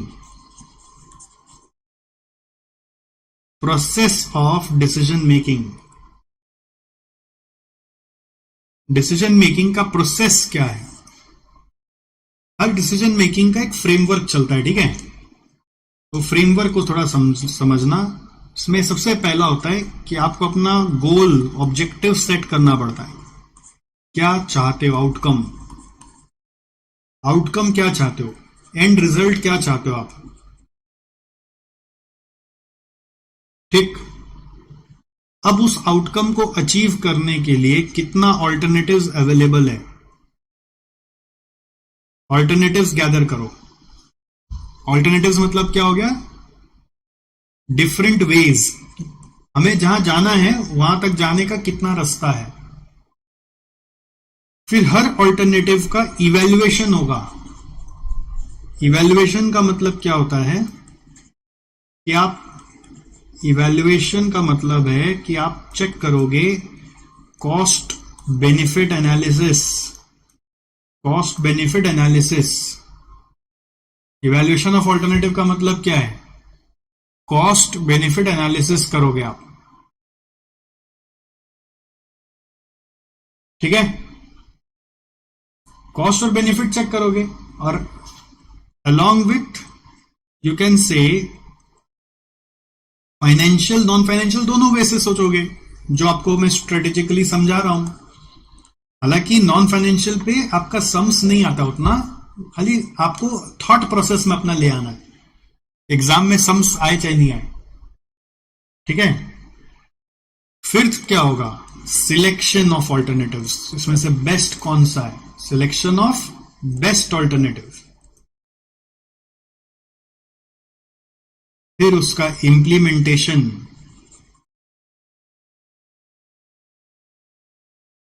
और फिर उसका कंटिन्यूअस इवैल्यूएशन, कंटिन्यूअस मॉनिटरिंग कि उससे जो रिजल्ट आ रहा है वो क्यों नहीं आ रहा, क्यों आ रहा है। जो सोचते हैं वो हो जाए ऐसा जरूरी नहीं है ना। तो कंटिन्यूअस मॉनिटरिंग बहुत ज्यादा जरूरी है, कंटिन्यूअस मॉनिटरिंग।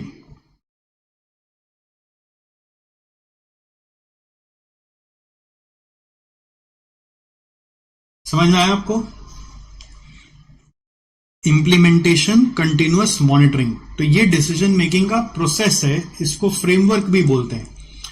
तो आज के बाद कभी भी कोई डिसीजन आपको भी लेना पड़े ना, क्या करूं, क्या गाना बना ना, गाना सुनेगा ये वाला, क्या करे या ना करे ये कैसी मुश्किल है, सुने नहीं? कोई तो बता दे इसका हल ओ मेरे भाई। ये सबसे बड़ा समस्या है, हर समय जिंदगी में आता ही है। ठीक है, तो हम लोग को सबसे इजी वे क्या लगता है पता है? सबसे इजी वे, जो ये सब पढ़ाई नहीं जानता वो क्या करेगा, किससे पूछूं। सबसे पहला स्टेप, किससे पूछूं। ठीक, आसपास कोई दिखता नहीं है, बोलते हम जो कर रहा उसका वैल्यू है कि नहीं है। यही होता है हम लोग के साथ। हम शायद गलत रास्ता पे ही आ गए, क्योंकि मेरे को कोई मिल ही नहीं रहा है मेरे जैसा सोचने वाला, मेरे जैसा प्रॉब्लम फेस करने वाला।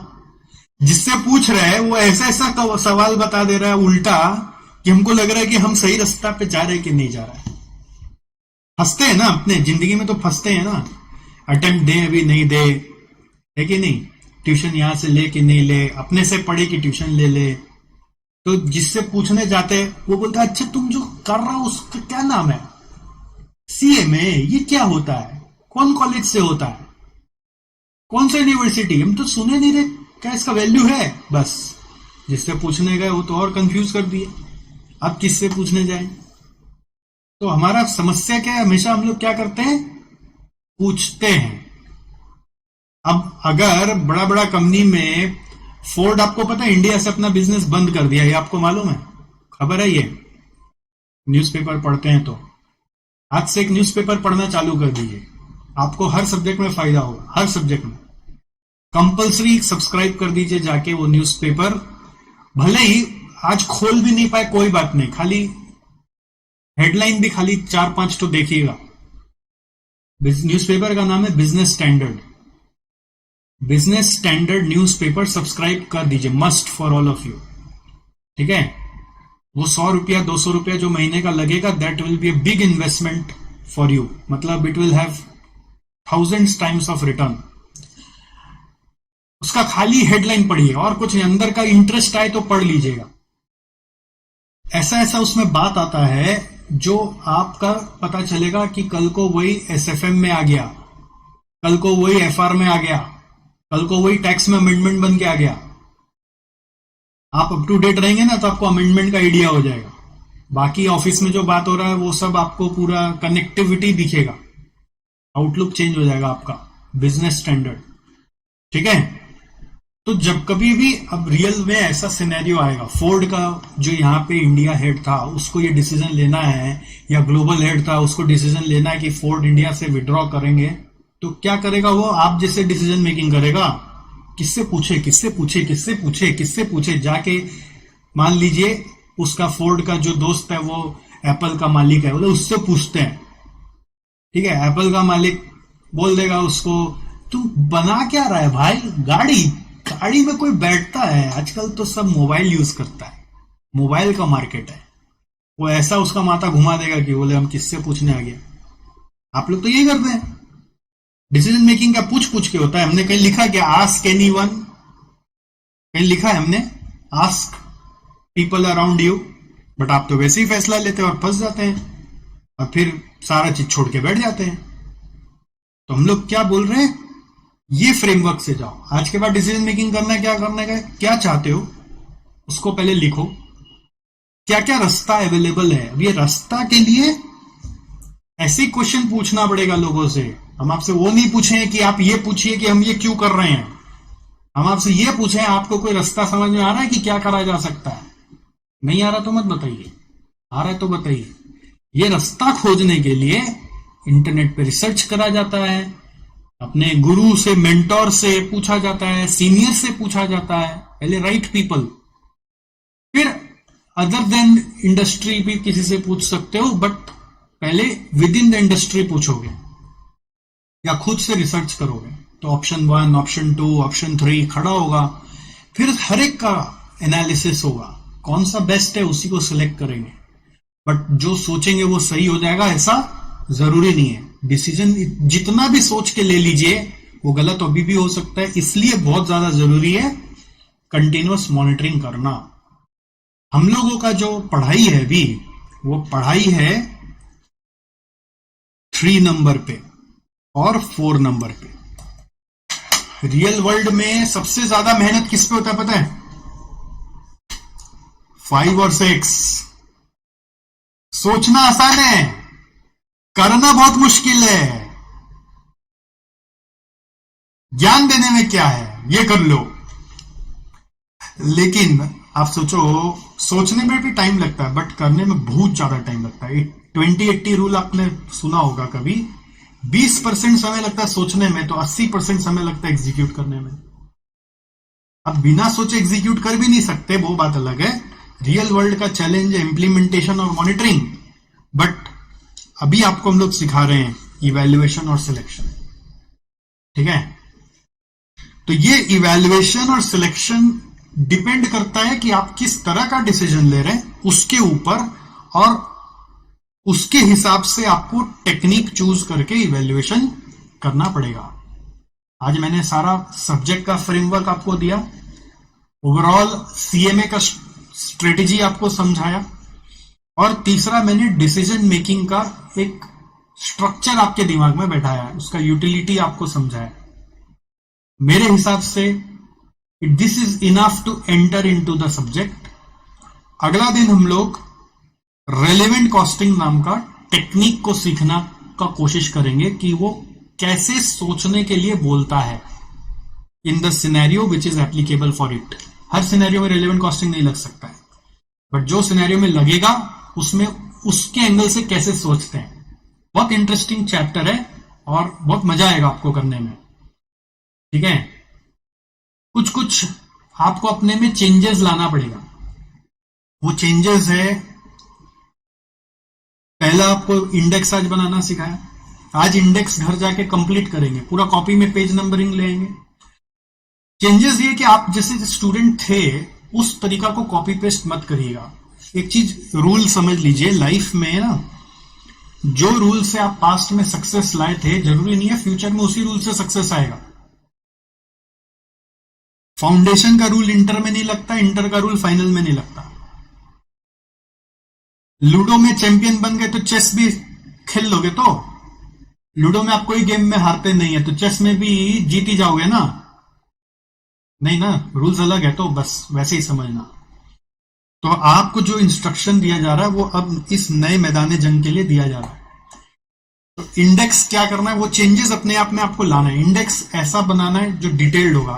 अभी आपका इंडेक्स में पहला आप लिख देंगे, आज आपको क्या पढ़ाया मैंने पेज नंबर 1 में, मिथ्स अबाउट सीएमए, जिसमें आपको बता दिया कि भाई साहब सीएमए का वैल्यू है कि नहीं, सीएमए फाइनल का सब्जेक्ट्स क्या है, ठीक है, how to pass CMA final in 1 attempt. ये अबाउट सीएमए सर ने बताया, ये इंडेक्स में चला जाएगा। सेकेंड इंडेक्स का आइटम होगा इस सब्जेक्ट के बारे में सर ने बताया, अबाउट स्ट्रेटेजिक कॉस्ट मैनेजमेंट। बना लो ना, अभी थोड़ा सा बनाओ, जाओ इंडेक्स बनाओ, बनाइए जाइए इंडेक्स। शुरू में 10 पेज छोड़ने बोला था आपको, नहीं छोड़ा ना? छोड़ा है? बनाओ, एक इंडेक्स बनाओ, जहां पे पेज छोड़ा वहां पे बनाओ। Serial number, topic name, page number. Sir आप इतना बारीकी से काम कर रहे हैं जी, शुरुआत से चलाना पड़ेगा, पूरा गेम्स का रूल चेंज हो गया है सर, इतने गवार थोड़ी ना हम लोग। अरे आप ऐसा रिलेट क्यों कर रहे हैं अपने आप को? मैं बोल रहा हूं टेक्निक में थोड़ा सा परिवर्तन लाना पड़ेगा, और जो टेक्निक है वो एससीएम के लिए ऐसा नहीं है, वो सब सब्जेक्ट के लिए है। तो पहला लिख देगा अबाउट सीएमए फाइनल, दूसरा लिख देगा अबाउट SCM सब्जेक्ट, या अबाउट SCM थिंकिंग लिख सकते हो, अबाउट SCM थिंकिंग, SCM कैसे सोचता है। तीसरा लिखिएगा डिसीजन मेकिंग, ठीक है। अब तीसरा के अंदर नंबर 1 लिखेगा बेसिक्स, डिसीजन मेकिंग के अंदर बेसिक्स लिखेगा, नंबर 1 बेसिक्स जो आज मैं पढ़ाया हूं। अगला दिन नंबर 2 आएगा उसमें रेलेवेंट कॉस्टिंग। अब रेलेवेंट कॉस्टिंग भी जब लिखेगा ना, तो रेलेवेंट कॉस्टिंग के अंदर भी बहुत सारा टॉपिक्स आएगा। मैं समझा पाया मैं क्या बोलना चाह रहा हूं। फ्यूचर में जो इंडेक्स बनेगी आपकी, जैसे आज एक आपने लिख दिया अबाउट CMA, ये सब तो एक ही पेज का था। फिर अबाउट SCM थिंकिंग आपने डाल दिया, SCM में थॉट्स क्या होता है। थर्ड नंबर आपने डाल दिया, अब ये मेन चैप्टर आ गया आपका, ठीक है, डिसीजन मेकिंग। अब डिसीजन मेकिंग में फर्स्ट सर ने बताया बेसिक्स, सेकंड अगला दिन आएगा रेलेवेंट कॉस्टिंग, ठीक है। अब रेलेवेंट कॉस्टिंग जब आएगा तो उसके अंदर भी बहुत सारे टॉपिक्स होंगे, टॉपिक 1, 2, 3 उसका भी हेडिंग बनेगा। फिर जब क्वेश्चंस होंगे तो उस क्वेश्चन का भी हेडिंग बनेगा, क्वेश्चन 1, क्वेश्चन 2, क्वेश्चन 3, समझ गए, क्वेश्चन 1, क्वेश्चन 2, क्वेश्चन 3, ऐसे करके जाएगा इंडेक्स। ये आपको अभी नहीं इसका बेनिफिट मिलेगा, इसका बेनिफिट मिलेगा last day of the exam, आपको तब समझ में आएगा। अब ये ऐसा SCM में करना, ऐसा नहीं हर सब्जेक्ट में करना चाहिए। सर जहां जो सब्जेक्ट हम आगे बढ़ा दिए उसका क्या करें, उसका एक उपाय है कि लूज पेज में इंडेक्स बना के कॉपी में आगे चिपका दोगे। अब ये सबसे बड़ा चैलेंज क्या पता है, इसको कंटिन्यू करना। अब आज आप तो कर लिए, मैं तो आज बोलूंगा, कल बोलूंगा, परसों बोलूंगा, उसके बाद आपके ऊपर छोड़ दिया जाएगा। आप 2 दिन करोगे, 3 दिन नहीं करोगे तो गड़बड़ हो जाएगा। ये सब छोटा छोटा प्रैक्टिस अपने आप में लाओगे, इससे क्या होगा, आपका लोड कम हो जाएगा रिवीजन का। फिर हम लोग बाद में जब रिवीजन करेंगे ना, तो इसमें भी क्वेश्चन में मार्किंग कर डालेंगे, कौन सा क्वेश्चन फिर से देखने का है, कौन सा नहीं देखने का है। तो जिस पेज में मार्किंग किया हुआ है वही, जिस क्वेश्चन में मार्किंग किया वही देखने का है, तो लास्ट डे का जो रिवीजन है वो परफेक्ट हो पाएगा। तो उस चीज को ध्यान में रखते हुए ऐसा इंडेक्स आपको बनाना है। इसलिए आपको 10 पेज छुड़वा दिया, और ऐसा हर सब्जेक्ट में करने का कोशिश करना है। दूसरा आपको आज का टास्क क्या मिला है कि प्लानिंग मेरे को दिखाना है बनाकर कि ऐसा कैसे प्लान बनाएंगे जिससे कि आपको ग्रुप 1 देना है तो मोस्ट वेलकम, ग्रुप 2 देना है तो मोस्ट वेलकम, ठीक है, जो भी ग्रुप देना है।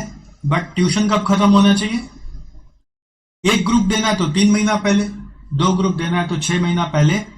उसके हिसाब से बैक कैलकुलेशन निकाल के लाएंगे, एक अलग पेज में उसको करिएगा, इसमें मत करिए कॉपी में, कि आवर्स पर डे आपको कितना पढ़ना है हर सब्जेक्ट का। मान लेते हैं एक बार कोचिंग आप लेंगे अज्यूम करके, तो थोड़ा वेबसाइट्स वगैरह में रिसर्च कर लेना कि एक एक सब्जेक्ट में कितना ड्यूरेशन ऑफ क्लासेस होता है, उसके हिसाब से। तो इससे क्या होगा, आपका आंख खुल जाएगा पहला दिन से ही कि आपको हर दिन में कितना देर पढ़ना ही पढ़ना है, नहीं तो आपका टर्म खराब हो जाएगा। और एक टर्म खराब हुआ मतलब 6 महीना का नुकसान, 6 महीना का नुकसान मतलब 4 लाख का नुकसान, जॉब का 6 महीना का सैलरी गया। और ऐसे क्यों सोचते हो, ऐसा सोचो जिंदगी में 4-6 महीना कम कमाओगे, जिंदगी का 6 महीने का कमाई खत्म। और अभी का नुकसान क्यों सोचते हो, लास्ट वाला 6 महीना जिसमें करोड़ों रुपया सैलरी हो जाएगा उसका नुकसान सोचो ना, क्योंकि रिटायर तो पहले ही हो जाओगे, वो सैलरी तो पहुंच ही नहीं पाएगा। तो क्यों इतना बड़ा लॉस अपने लिए लोगे। इसलिए प्लानिंग अच्छा करो, ठीक है। हो सकता है कि एक टर्म बाद में देना पड़ेगा, कोई वो प्रॉब्लम नहीं है। फेल होंगे तो डिमोटिवेट हो जाएंगे, वो बड़ा प्रॉब्लम है। हमें फेल होके पास होना है ऐसा नहीं है, हमें एक बार में पास होना है। भले उसके लिए मेरा एक टर्म बाद में लग रहा है, वो फिर भी एक्सेप्टेबल है, या फिर वो बाद में नहीं लगेगा, कोई प्रॉब्लम नहीं है। हम अभी से मेहनत करेंगे। अगर मान लीजिए अभी प्लानिंग कर लोगे ना, तो पता चलेगा दिन का 6 घंटा पढ़ना है, तो सुबह शाम करके कोप अप कर लोगे। बट यही चीज अगर बाद में पता चलेगा तो नहीं कर पाओगे, क्योंकि वो और ज्यादा जमा हो जाएगा, ठीक है। पता चला 12 घंटा करके पढ़ना है, वो पॉसिबल ही नहीं है, क्योंकि आपका ऑफिस भी चल रहा होगा। तो you have to figure that out properly. थोड़ा आज का टास्क यही है आपका, ठीक है। इसमें कोई सवाल आएंगे और वो सवाल आप मुझसे पूछेंगे तो मैं आपको हेल्प कर दूंगा। और ऐसे इस तरह से आपसे मैं आपको बता रहा हूं, कोई भी ट्यूशन में बात भी नहीं कर रहा होगा, आपको बस बोल रहा होगा आओ इस सब्जेक्ट में आ जाओ, चलो चालू करो, बाकी सब तुम देख लेना। बट हमारा गोल एक ही है कि आपका सीएमए डिग्री आपके पास आना चाहिए। इसी कारण से हम अपना समय आपको ये सब चीज के लिए दे रहे हैं। आज आपको कोई सब्जेक्ट रिलेटेड असाइनमेंट नहीं दिया जा रहा है, बट मेन असाइनमेंट दिया जा रहा है कि कॉपी इस तरह से मेंटेन करना है। और दूसरा आपको असाइनमेंट दिया है कि एक ऐसा प्लानिंग मुझे बताओगे, अपना लेकर आओगे करके, मैं आपसे क्वेश्चन पूछूंगा, आप आवर्स पर डे कितना पढ़ोगे कि आपका एग्जाम टर्म डेफर नहीं हो, या आप जितना आवर्स पर डे पढ़ सकते हो उसके हिसाब से एग्जाम टर्म क्या होगा। दोनों वे हो सकता है। एक होता है हम आवर्स पर डे ऑफिस से मेरा जॉब है इसलिए हम इतना ही कर सकते हैं, तो एग्जाम टर्म क्या होगा, या फिर एग्जाम टर्म फिक्स करके कितना आवर्स पर डे हमको पढ़ना है उसका प्लानिंग मेरे को चाहिए। एक सिंपल सा कैलकुलेशन, ठीक है। और ये कोई ऐसा नहीं कि आप किसी से पूछ के करोगे, ये अपने बुद्धि से करके एक रफ पेज में ब्लैंक पेज लेके करके लाओगे। ऑलराइट, चलिए तो आज हम लोग यहीं रुक जा रहे हैं, फिर मिलते हैं। कोई प्रेशर मत लीजिए, हड़बड़ मत करिएगा। मैंने जैसे आपको बोला, नए रिश्ते में थोड़ा सा सेटल होने में हम लोग एक दूसरे को पहचान रहे हैं, ज्यादा आप मेरे को पहचान रहे हैं, तो थोड़ा समय दीजिए। विद इन अ चैप्टर आपको हमारा टेक्निक भी सब समझ में आ जाएगा। विद इन अ चैप्टर आपको रिजल्ट्स भी दिखने लगेगा अपने आप में, आपका बात करने का अंदाज चेंज हो जाएगा। आप जब जूनियर को कोई सब्जेक्ट के बारे में बता रहे होंगे, आपका अप्रोच ऑफ थिंकिंग में परिवर्तन आएगा, आपका दूसरा सब्जेक्ट को पढ़ाई करने का तरीका में परिवर्तन आएगा। तो this is all what I want. Alright, चलो थैंक यू सो मच, फिर मिलते हैं।